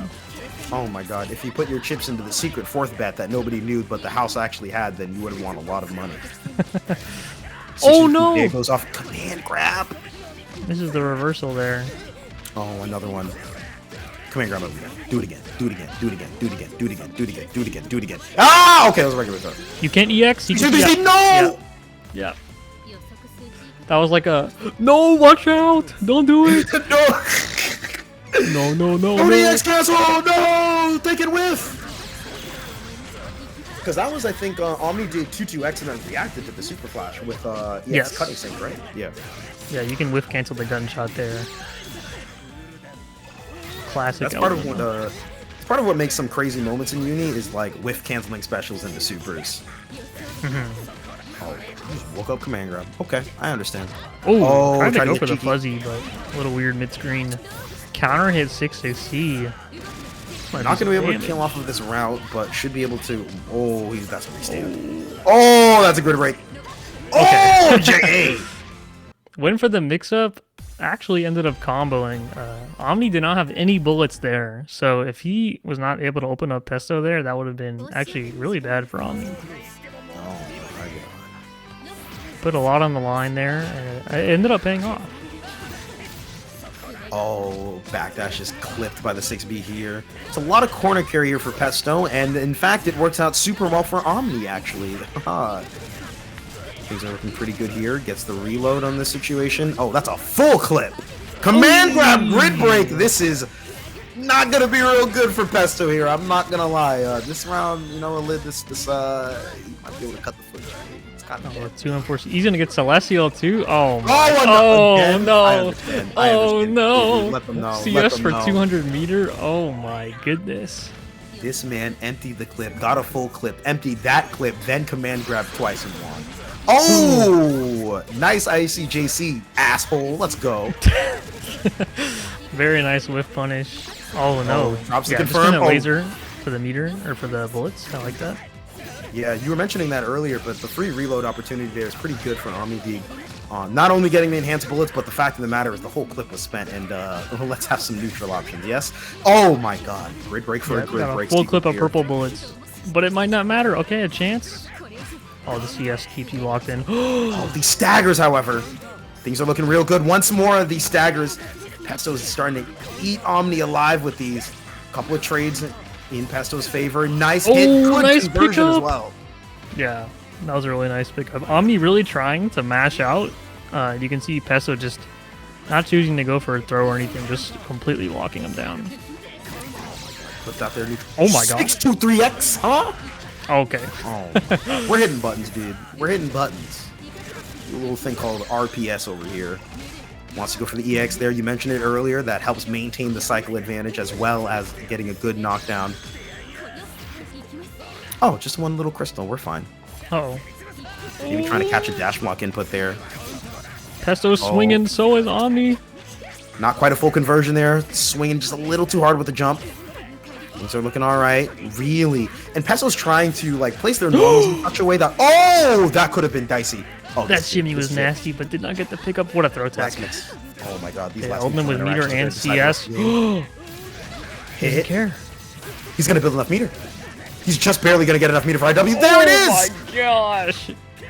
Look away from... We don't look at explosions unless... I didn't even see the meter say 200. I didn't see it change to blue. I literally saw 194, a special hit, and then immediately IW. I was like, damn, you just buffered that shit, huh? Yeah, that was very nice. OmniDeag going back, getting the color power up. We saw this before. Did actually help him out in the previous set. You know, maybe a mentality swap. Maybe he's just doing it to be funny, you know. I have no idea. But I do like going back to, you know, back to the lobby for a quick moment to sit, maybe plan out what you're doing. Other times, yeah, like even the simple, like, little meme of just changing a color can be like, okay, I'm chilling now. Yeah, take a breather, you know, take a step back. Don't get too caught up in the game. Yeah, because those two are really starting to swing as we're getting deeper into this set here. Yeah. And just to remind you guys, we are indeed at losers' quarters, so while getting the points is nice, I mean, hey, making it forward in the bracket is even better. And if you want to add a little bit more money for the reward, be sure to check out the match arena right there as we get into it with more 6-6C action. Good God. Yeah, the level of play is super high here. These last set and this set, all players that have placed at top 8 in majors, the level of play here is amazing. Sniped at the boom. Oh, what a flashy combo. That was sweet. That was cool. Oh, EX. This is looking good. Still on top of a puddle, so we can get a little crit. Oh, you know what? I love when I get to build up like, hey, this is the scene at hand, and then mix up, and then they die. That combo was so cool. I love that look of it. It's Eltham literally looks like she's just walking over to you in the air. It's so cool. Oh, try to jump the EX command grab. Wake up 6-6C. Yeah, it's really tough to recognize like what the character is doing right on the super flash there. But yeah, that's just one of those things that just takes reaction training in the lab. Oh, this is an awkward combo. Oh! He just backdashed 4 times and then got punished for it. And then lost the set. Ended. What just happened? Congrats to OmniDeag 2-1 over PapaPesto. What just happened? Really great, really good set. Oh, we're really doing good set. What just happened, Lid? What do you mean? What happened? I don't know. I said like 2 things and then that was it. He backdashed 4 times. Omni shot the gun and it was over. Just tell me that at least. Oh my god. Omni's routes were too saucy and Pesto couldn't handle it. Dude, I looked at like 3 re-jump routes. I was like, oh wow, I've never seen that before. Okay, that looks like really oh, that's the set, right? Yes. Yeah, that mid-screen side swap route was so sick. That was very cool. That shit was chef's kiss. And we're moving on to winners finals. This is gonna get bloody. This is gonna get really bloody, dude. Yeah, Noctis has been on quite a run tonight. Defeating some really strong players already. He could keep it going. He could keep it going here, absolutely. Dude, but he's got a big mountain to climb. foxof so far has been absolutely dominant in each of their sets here, proving that they've got the stamina to slug it out in some of those long sets, right? You know, earlier on stream, we saw foxof have a larger kind of like disparity in their sets over there, but towards the end, like that set, the sets a bit later on really went a bit more of the distance, and foxof still proved that they got a lot more to go. And we're going into winners finals here, so this again is going to be first to 3 here. Oh, Yeah, we've seen foxof definitely run over his opponents. I don't think he's lost a game yet this tournament. So see if he can keep the streak going, but Noctis might have something to say about it. Despite getting grid broken, foxof is looking rather unperturbed and maneuvering right into offense. Nice whiff punish right there from Noctis, in fact. What a 2v. However, swap sides here. No meter needed. Oh my god, that buff is so good for Gord. Oh, yeah, we see the FF come out from foxof, the 1-button DP, but it's only strike and vuln, does not beat throws. And we've seen Noctis' willingness, so to speak. Oh my, why did that space him out? Oh, it was the shield. Oh my God. It was the shield. Okay, if you blink and you miss it, if you replay that, you'll see that foxof actually landed a green shield right before going for the FF, and that probably accidentally spaced Noctis out at just the distance for the force function to whip. And Noctis had already slammed the button in time that the FF follow-up couldn't come out, so that ended up resulting in Noctis' favor. That's really funny. The intersection of mechanics right there. That being said, once again, I've said it before, foxof, oh my god. The 200 meter ender. You notice he did EX Fireball and then the EX Flower, right? But look at his meter. Yeah. He did that while he was in Vorpal. So even after spending 200 meter, he still had 50 left. And then one quick combo, he's all the way back at 150. Yeah, additionally, the way that foxof really likes to play, I think he's mentioned this on Twitter before, I've been watching him a bit. Landrekia regularly in these sets, and we haven't talked about it before, gets really close to popping Celestial when his offense is rolling. And I think it can get very, very dangerous. That character already has got a bit more damage buffs. And why did that beat the 6-6 FF? You did it again! Goodness. Lond JC does it again, ladies and gentlemen. Rock, paper, scissors. The fundamentals of life, fighting games, and I don't know. Jesus. Turret is set up once more. Throw here. That almost killed! Jesus! That was 2.5 off of throw. Remember when this character's throw damage wasn't good? Dude, they buffed. Oh, I remember they did buff it. Oh, what was it? There was one buff. Oh god, sorry, I can't reference foxof's Twitter every time. I feel like this is a walking advertisement for him. I love the man to death. He does a lot of really cool stuff. He ran like a beginner tournament at one of the beach episodes that had like mad people around, like a 2v2 dude. It was crazy. Anyway, okay, he's hitting buttons once more. I don't know what else to say. Noctis is frozen. Lid, what comes up next? Okay, blocking the Rekkas. Okay, DP on minus frames. He's a fighting game player through and through. Oh my god. Now it's time to guess. Oh, there's the 4C. And I want to highlight that spacing in one moment. We're seeing a bit more further offense from foxof here right now. It's not god, that stagger on fox's. So Lon has really good buttons, right? Like his 5B, for example. When you think about his 5B, it's at the range where none of Gordo's buttons really reach. His 5C will reach, but that button's kind of slow compared to a lot of other buttons at that range. So it ends up being really hard for him to get out. And it's and I'm sure the Yuzu players will correct me if I'm wrong. It's kind of an inverse Yuzu problem, where Yuzu's mid-range and long-range, of course, are extremely good, but our close range kind of sucks. And Gord has decent buttons to jab with at close range, and of course he has like his longer range tools, especially when he has Cycle available. But there's that awkward spacing, like especially at like tip 4B spacing for Gord, where he has a really hard time counter poking. And Lond 4C as well as 5B are such excellent tools for dealing with that. We've seen it time and time again, especially with the turret setup, like that situation right there where foxof will commit to backdashing, and he'll be able to block in time to actually handle a 5C, and Gord really can't maintain much offense afterwards. Really good patience from foxof, baiting out the CS right there, ends up getting the RPS for free in that situation, but Noctis still finding a situation to get a hit in right there. A couple of whiff green chills, really respecting foxof's spacing, but he still gets a hit anyway. Yeah, a lot of meter too. The double 6xb. I thought that was about to be. No way. No, he's not. He's not. He's very much so alive. This is the next mix kill. This is the next mix kill. Don't worry. Ooh, nice knockdown that Long gets though. Gets to set the icy flower. Oh, Oh my goodness. The So, yeah, shimmies. dude. So I want to point out as well, on top of like the commitments to backdashes that foxof is doing, he's maintaining a really tight spacing that's frustrating to contest because he sits at a nice spacing where 4C is an extremely potent tool for backing off while throwing out a hitbox. Additionally, 4C has not really much of like a crazy mix-up, but you can do 4CC into like low Rekka. It's not really like a true high-low. They're both pretty reactable options. But when you filled up somebody's mental stack, they can be effective. They can be an effective reaction check against people. Yeah, for sure. We might see foxof whip that out at some point, but right now ooh, that route was sick. I really like the adjustment from Noctis right there. Not trying to wait after the green shield and take them safe base, but instead taking their turn immediately and challenging the further pressure from foxof here. Turrets are set up and Noctis giving a lot of respect to it, but backdash 5C will connect.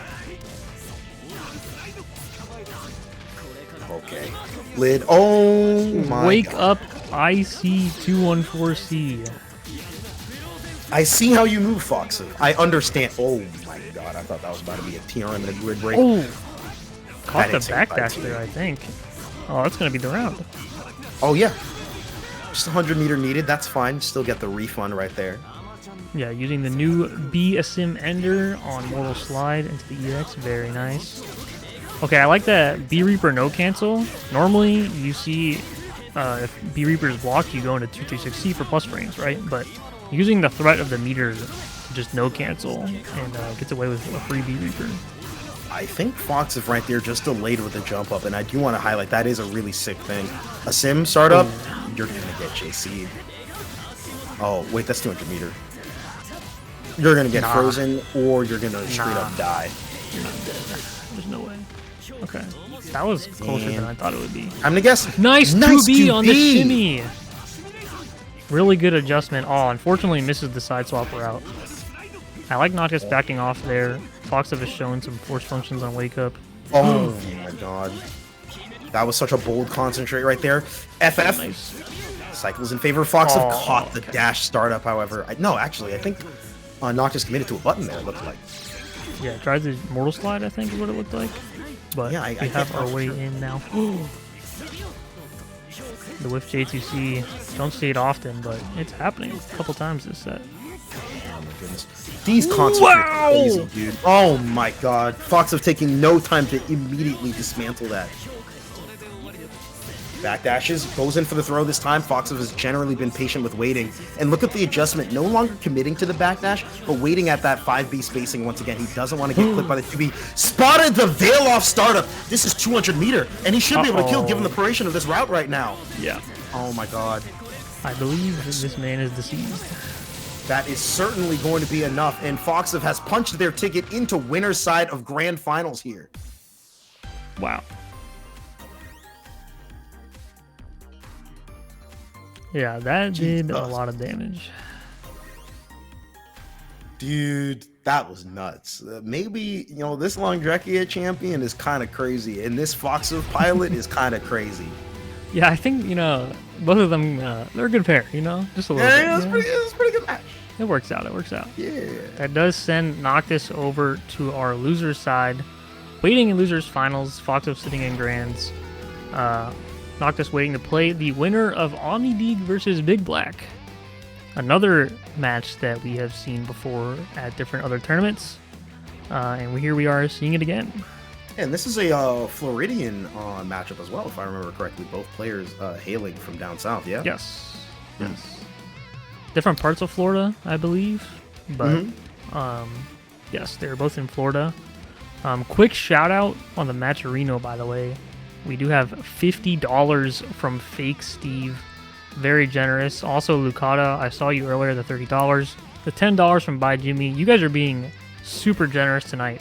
Prize pool at $100. Just for, this is the first tournament of the next 9. Or of the next 9. 10 total. Great showing on a first bracket. Can't wait to see more people come out in the coming weeks. We are playing for a very good prize, trip to beach episode, so you guys definitely want to check it out. For sure. And now you also it's funny, you get the smaller prize. Oh, I get a big share of like $100. And then what's the big prize? You get to go to Boston for free. It's pretty sick. We're going into our next set coming up over here. As we were mentioning, this is going to be the Byakuya versus Outlaw.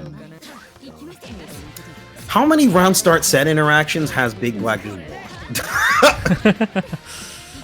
I feel like it's just been like over like 70% of them. There's got to be some like obscure like ESPN statistic for that.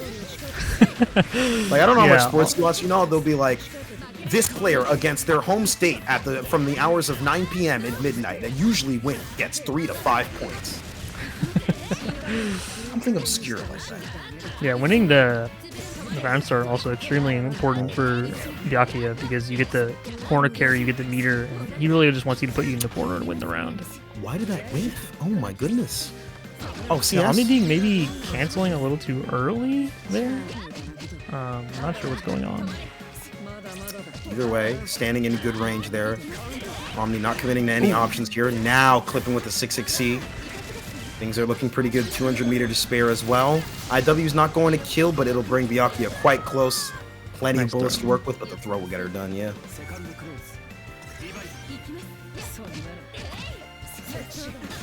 And the jump in. Now we did see last time BB played against Defi, both on Eltham, that shielding that jump in ended up giving BB the last hit he needed for the set. So I wonder if we might see that come out another time. -4, nice! Using that in order to CS? spot out the green shield, yeah. So you can green shield on most of those 5 ABs in order to, like, you know, guarantee your punish, since the majority of them are -4. But if your opponent has CS, it creates a very interesting situation where they can still CS spotting the green shield and then grid break you for that. So you kind of set up this dangerous situation. You set up a very dangerous RPS situation. Yeah, not good awareness. Is fine, but then you give your opponent an option there. Ooh, blocked at such a close range. You still reloaded. Omni probably missing his 3CA DOS, gonna get stand tech, and gonna get punished for it. Web time, yeah, web got time. 3 webs on you. Time to block, time to block, time to block. Nice 3D. Good roll. Gets out of the corner. And although Omni is pushed back in the corner, just the webs are gone. This situation is already much better than it was like a couple of seconds ago, unless he dies. That's pretty bad, actually, on the scale of things. Just a good old assault JC counter hit. 260 will get her done. Unless he does for 623C and then uses CS in order to get the meter back. Yeah. 1, 2, 3. Yep. 137 meter. Dude, that is so much for Byakuya to work with. That could very well change the scope, the risk-reward of just their very first interaction here. So now you have to deal with Byakuya potentially just putting you into web open immediately. Ooh, nice No throw, stagger. I wonder what situation was going on there, because BigBlack got a grid broken while OmniDeag did a 6B earlier. I wonder if he's like inputting like maybe a 171 AD. Yeah, there's also he tried to shield the 6. Ooh, what a way nice to punish. spacing right there to punish. Yeah, nice CS, building meter. Very nice. Super on point there. As you were saying. Yeah, we saw the shield on the 6B. Either, yeah, got crushed to 171, or maybe just trying to stand shield the 6B and just accidentally jumped. Either way, beats both options. Well, yeah, not because I see Byakuya stand up, but there's no grid breaker in anything like that. And I'm not seeing any green shields. I'm just curious. We'll see how that develops over time. Sometimes calling out specific player OSs versus them just kind of doing a thing is a little bit... Well, okay. Yeah, I'm not sure what happened there. I'm not gonna lie, I couldn't tell you either, but now Outlam has a lot of enhanced bullets, and Byakuya is looking ripe for the easy pickings. Omni's doing 5A delay 2B and is hitting BigBlack low. That's not killing. Oh my god, the meter efficiency out here is crazy. Just gunshot. Oh my god! Ooh, under night inverse, ladies and gentlemen. I That was love a uni moment. I love yelling when players are just standing there doing nothing, because it is the riskless thing to do, and you just kind of yell at, but outwardly it's like, what are you freaking doing, you weirdo? And it's like, dude, you need to understand the interactions at play. Nice throw. And a lot of these CSs really haven't been towards BigBlack's advantage. I want to highlight that in a moment right now, but this next mix-up could very well lead to BigBlack dying. Good staggers. Whoa. Upsides here. Good spacing from both players here. Really, OmniDeag is trying to use... Wow! What a gunshot! Interrupting the 2-2? That's a hard call out on the special cancel as died. well. And you're dead for that as well. Oh, No! the air throw whiffed. I don't know if it would have been enough, but it whiffed. Oh No my bullets. God. He's gonna see us. He's gonna see us. He's gonna see us. He's gonna see us. He's gonna see us. Watch No this. bullets. See us. Reload. Oh my God. Yeah, there you go. It's now. Oh my God, I called it out. I was right after being wrong 4 times. Gunshot. Gunshot is fine. Oh, 2-3. I don't know if wasn't gonna do super well 2-3-6 there. would have reached. Yeah, that's a legitimate feel it out situation there. I don't blame BigBlack for not committing towards it. Legitimately unsure. Oh my God, dude. Yeah, that 5A mash though, 2-0 to OmniDeag. Dude, the gunshot mash on the 2-2X was so smart. Yeah. BigBlack has been getting away with I wouldn't say getting away with murder actually. BigBlack's been just really, really good about using those staggered crouching normals, staggered lows on top of 2-2X to make it a living hell for people. And I want to really shout out OmniDeag for being very willing to commit in that situation. It's extremely risky to do so, but showing the willingness to commit there is really good. Yeah. I'm assuming the 2C into the 2-2 is normally a frame trap, but as you were talking about the staggers, it looks like he delayed it quite a bit, and that delay is what ended up leaving a big enough gap for Omni to do a gunshot, which is 11 frames, so it must have been a pretty big gap. And then he just ripped the EX laser afterwards, didn't even try to assert the situation, just went for it. Dude, that's one of my favorite parts when players are just like, okay, I'm committing to this. It's time to cash out. Because realistically speaking, like, your opponent's probably not going to block, so you can just feel free to buffer that outright. Because you're either getting hit or you're hitting at that point, you know? Mm-hmm. And for Eldon, at worst, you kind of just reset the situation. It's not punishable at all, and you get to reload your bullets. So it's not the end of the world to have it blocked. Pretty much. Going into our losers final set now. Trust us, the fun ain't done yet. Noctis versus Omni now. Noctis, who has made such a strong run over here and now has to deal with OmniDeag. Yeah, I have seen these players both play each other quite a bit, usually in favor of OmniDeag, but Noctis is definitely playing a different type of way tonight. Could be he changes the record tonight, but first round not looking the best for him. OmniDeag looking like he's riding off the coattails of that previous set versus BigBlack. He is on fire right now. Again, this is losers final, so it's 3 out of 5. There's plenty of chances for Noctis to pull it back, but right now it feels like a lot of these interactions are going in favor of OmniDeag. Let's see how this develops over time. Oh, the missed reload. That grid block actually could have been the difference with the cycle. Oh no. This is going to be big damage here. Oh, unless there's another drop. Tragic on both sides there. Oh my gosh. The whiff green shields into the stand tech. Okay. Will you get the reload this time? Oh no, he will not. Okay, what's your no bullet combos? Oh, nice mid reload. You're dead. Oh my, wait, that was, what? Very clean route. You're saying this like you've seen this before. Yeah, the mid reload route is a thing. Yeah. I've not seen the mid reload route. Every elbow I see just has guns, bullets. Yeah, that wasn't clear as well. What? I didn't watch enough Elton. That's on me. Yours is better. Okay. Oh, the 2CAD. Just ripping it. Does not have the earliest head invuln, but was just ready to mash it. Lots of green shields here. Oh my goodness. Is going to connect. This is going to be pretty solid damage here. Go for the reload. Nice.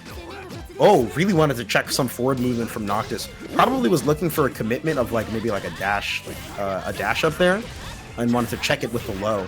I wonder if 6FF would low crush that though. Gonna go for another reload setup here.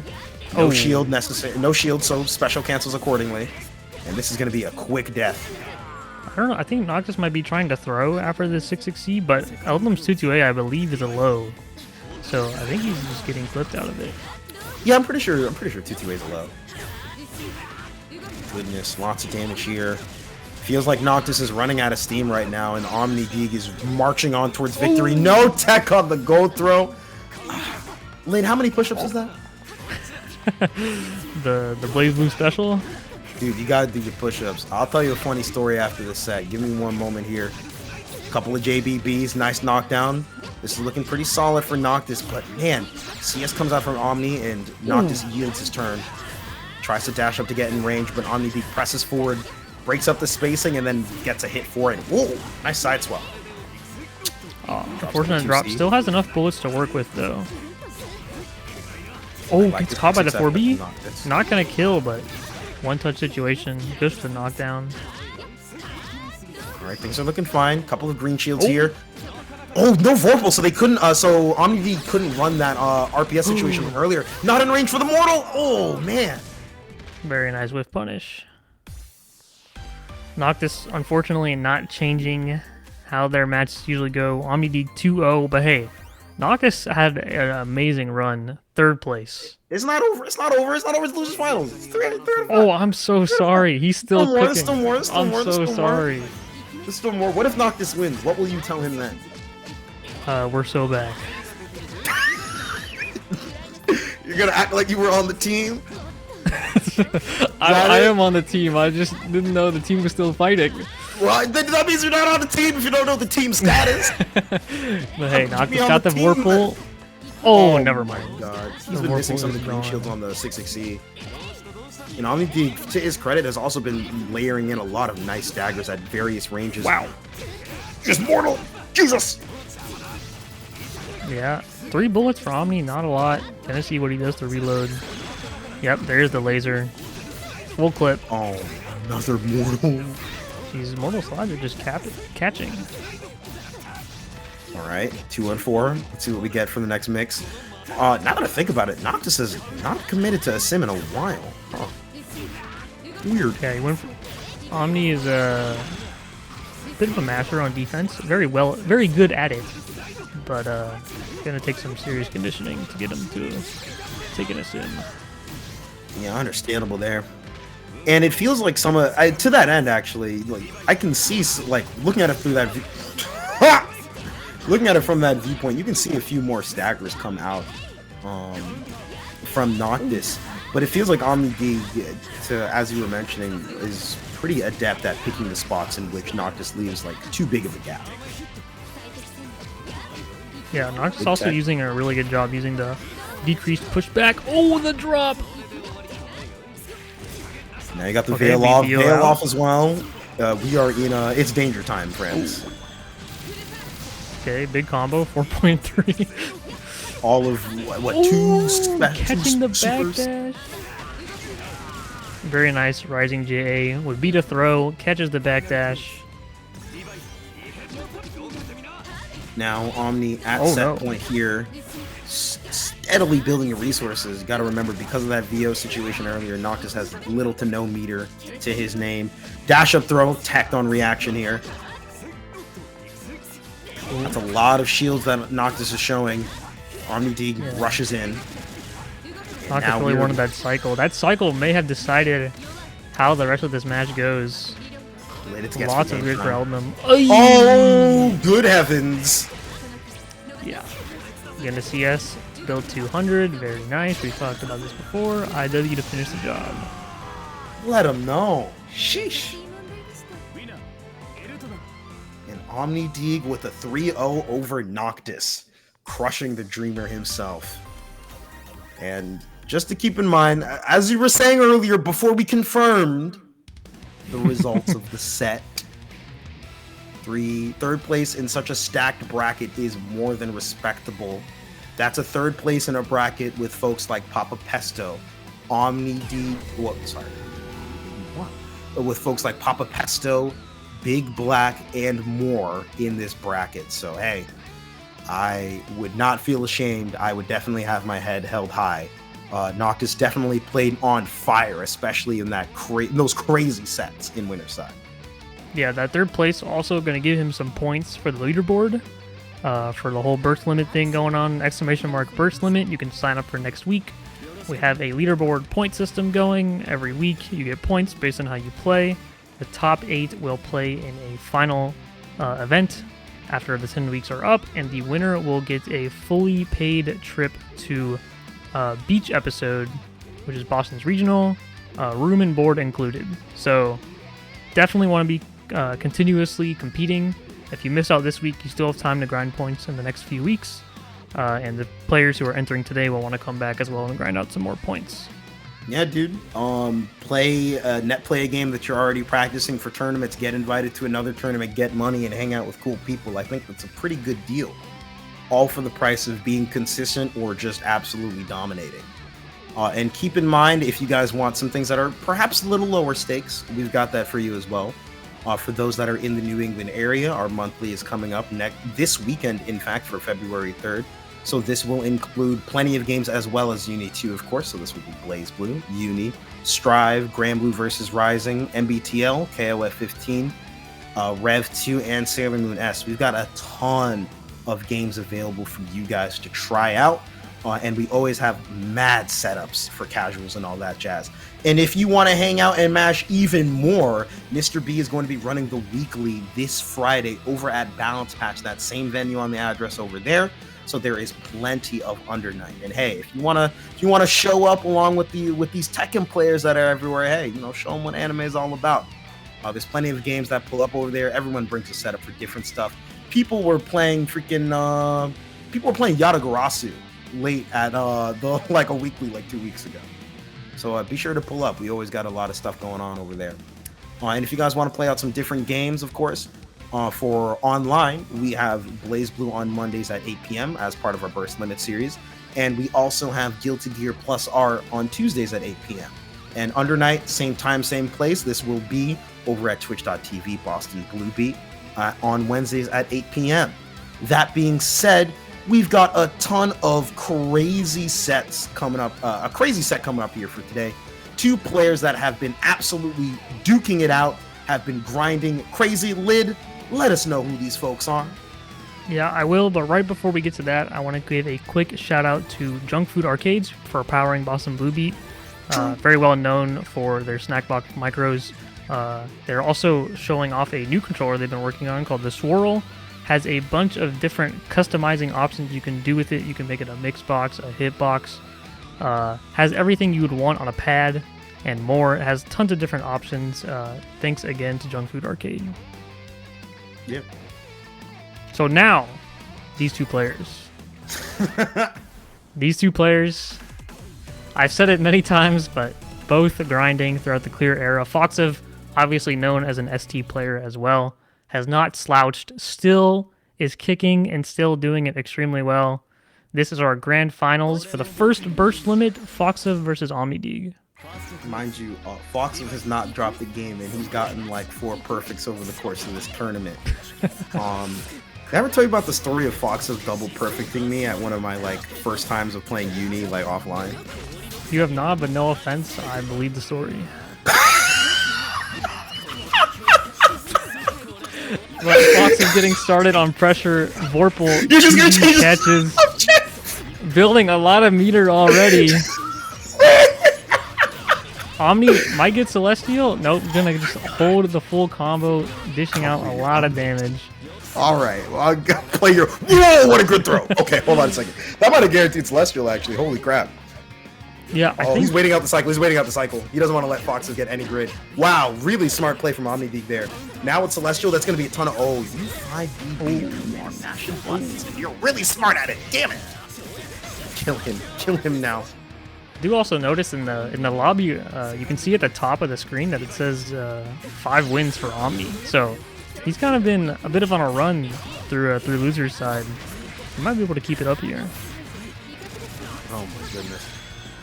2-2B here. All right, this is good. Nice right now. Oh, 2A actually whiffs on the purple shift attempt from foxof here. These are a lot of shields coming out from foxof. I think that if OmniDeag can find a spacing where he can whiff a normal, he might actually be able to like either take the additional frames from a whiffed green shield or perhaps set up for a grid break situation there. It's a little difficult because one of Eltonum's kind of defining traits is that she has like a couple of really nice forward advancing normals. So she's really able to like be very continuous with her pressure and a lot of sequences, even on green shield. Yeah, those spaced out ricochet bounces, if you... no comment. No further comment needed. I understand why that took your breath away. That was absurd.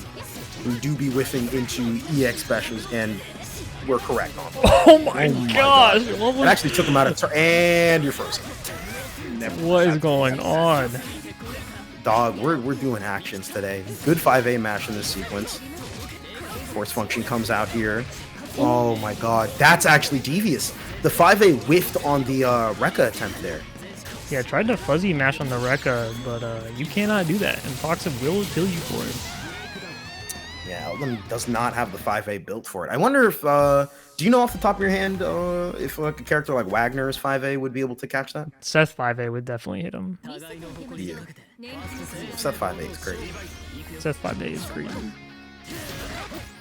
Oh my goodness. I think I saw a whiff throw there. I think maybe tried to air throw. Oh, or okay. 3C AD, I'm not sure what happened, but tried to do something, but just was not quick enough. Oh, the 5BB! And that's still Big a very combo. good starter here. Oh no. Notable drop there. Force function still coming out, however.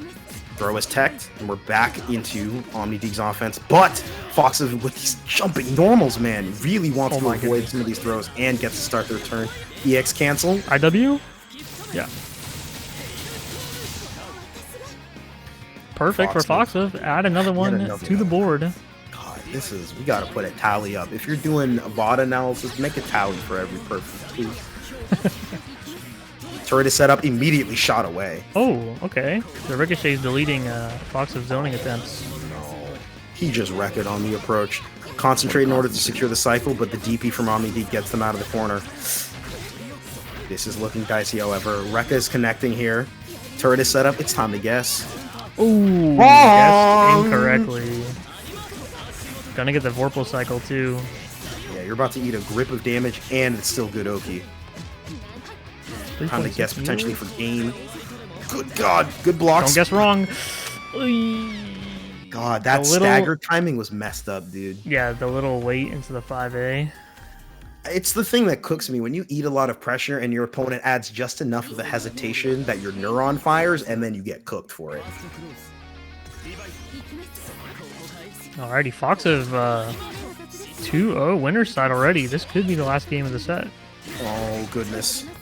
Nice JC connecting right there, but the 5BB afterwards on the scramble situation is what's going to lead foxof into the corner.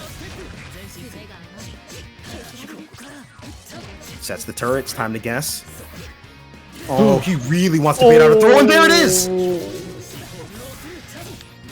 If at first you don't succeed, try again. foxof's really committed to just showing that option over and over again, because you normally would think surely someone will stop at a certain point. It's that kind of like really crazy, it's playing around the rule of thirds, doing something 3 times in a row, or changing it on the 3rd time, really messes with people. Lots of 5As, nice job with the assault, that's going to bait out the throw here. Yeah, Soul JC started not going to do a ton of damage, but this Vorpal buff definitely helps. Add the EX on top, it'll work out. I wonder if he was looking for a shield, because we've seen some situations where foxof will commit to shield. Oh, that's a great character. Goodness gracious Just wake God. up, pull the trigger. CS, look at the meter too. That was off the delay tech as well. I think he saw foxof commit to something else, and then just immediately woke up with it. Oh my God, both players staring at each other. foxof starting his turn once more, going to get the cycle and plenty of grid blocks to work with it, as well as a ton of meter to spend. I think we're going to see, yep. Oh, wow, okay.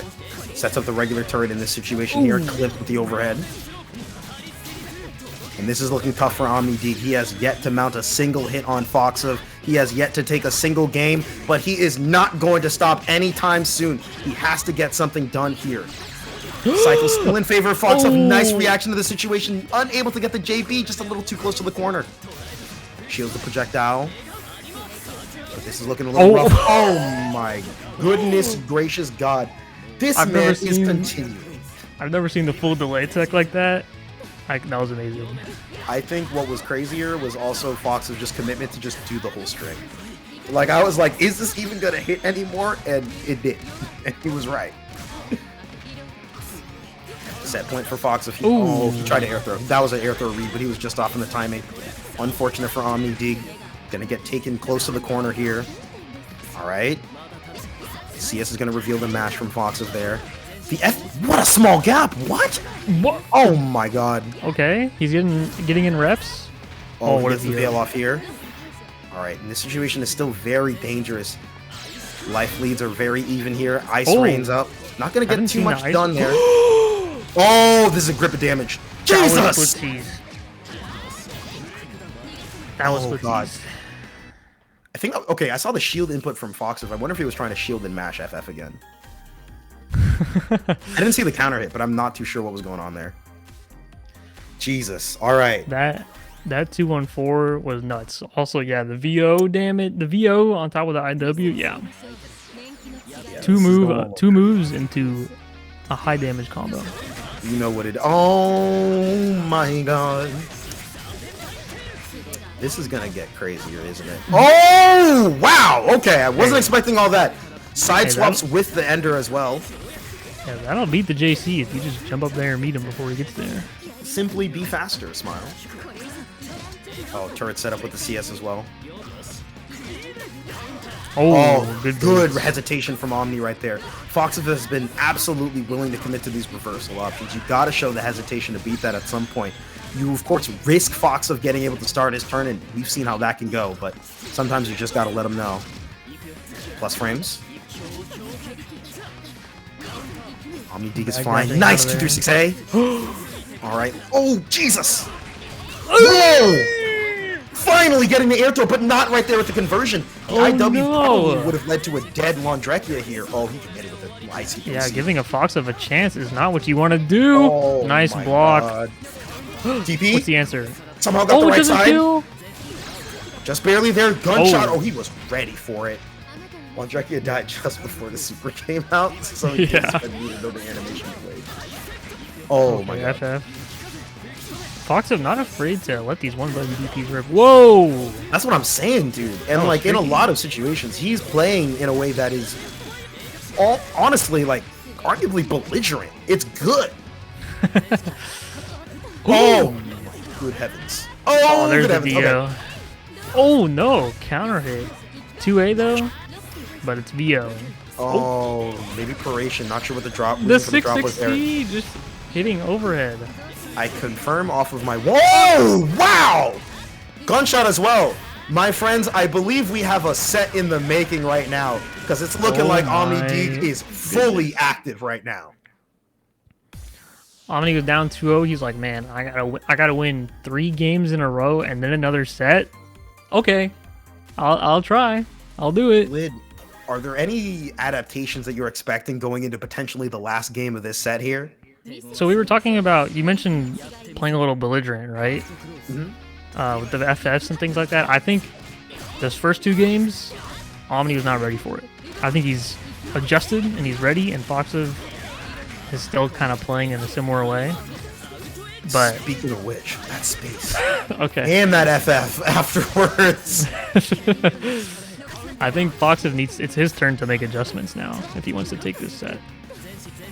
We'll have to see. It looks like there's still some really good spacings that he's able to maintain to make it tough for OmniDeag to even challenge there, right? Like, it feels like Foxof really wants to force out high commitments from OmniDeag if he wants to stop some of this play.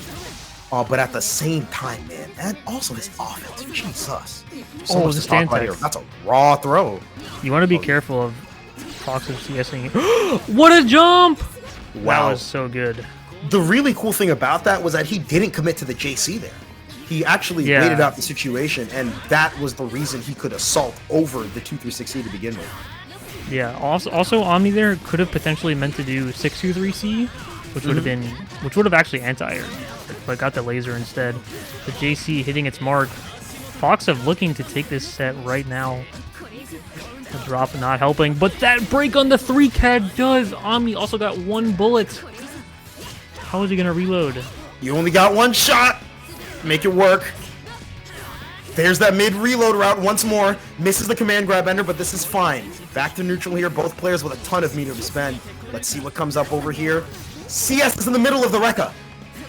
Dashes right underwards. Nice jump. The cross cut! Yes, with cancel. He cross cut.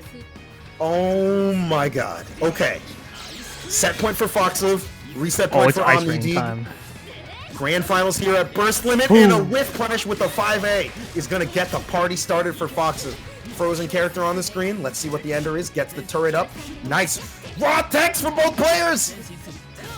The dash up delay 5A. That 5A was so... That was tip range. That was tip range. Dude. Oh That was crazy. my gosh. That was crazy. Is it guessing time? It's time to guess, buddy. Okay, blocks low. Turret's back up. Flower Oki. Oh, The shimmy! caught on the commitment. With Is he enough gonna meter, end the foxof tournament can with get a it done. perfect? He is. One more perfect for the board. Burst limit number 1 to foxof 42. Wow. Yo, dude. This You guy's know, those- really good at the video game. Those first 2 games, foxof was running away with it. He was running away with it. But the set was not over after those first 2 gagames. I know. It And is that's a first to 3. Yeah, yes, it is first to 3. Okay, want to talk about I'll go through a couple of things real quick. First off, shout outs to the players for pulling up. We always appreciate you guys.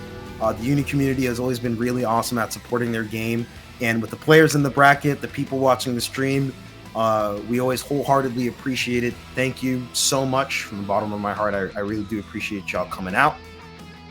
Lid, thank you for coming along as well. This is only our second time as a duo together, but man, it's always a lot of fun. It was a great time. Thank you, bostonbluebeat, for having me. Make sure you guys check out that Matcherino. You know, just add in a little bit if you're feeling it. The prize pool is at 107. Really appreciate it. Thank you guys for adding in all of that cash. But yeah, thank you so much. If you want to catch either of us, personally, I'm on YouTube every now and then. It's just ToXiCzz. I also have a Twitch channel. I'm trying to reach affiliate. I'm trying to get like you, Lid. I'm trying to get like you on your content grind a little bit. So we're trying to get that handle out there. I mostly put out a lot of videos about BlazBlue, but I do want to lock in a little bit more on Undernight and maybe talk about Wagner. I think it'll be pretty interesting overall. So you guys can usually catch me on those. Lid, where can people find you? Yeah, Tweedo makes some great content. Those 5-minute BlazBlue guides, big fan of those quick guides, just to quickly understand characters. Might have to copy a little of that content myself. But I do make content on Undernight. It is mostly Undernight, basically all Undernight. I tweet about those things. I upload YouTube videos. I also stream. I've been playing a lot of Kaguya recently, so if you're interested in checking out one of the new characters, be sure to keep an eye on what I'm uploading. Big thank you again for this event today. We're going to send the raid over to Imperius Club. He is running a Grand Blue tournament, I believe, tonight. Be sure to tune into that. Those WashD brackets are always amazing, and you don't want to miss it if you're a fan of Grand Blue. This is going to be another, like, near 100-person bracket. The Grand Blue brackets at Imps, on Imps Place has been crazy. Yeah, the numbers are huge. I'm not going to shill it much more because, Jesus Christ, I could talk a little too much. But thank you again, everybody, and take it easy.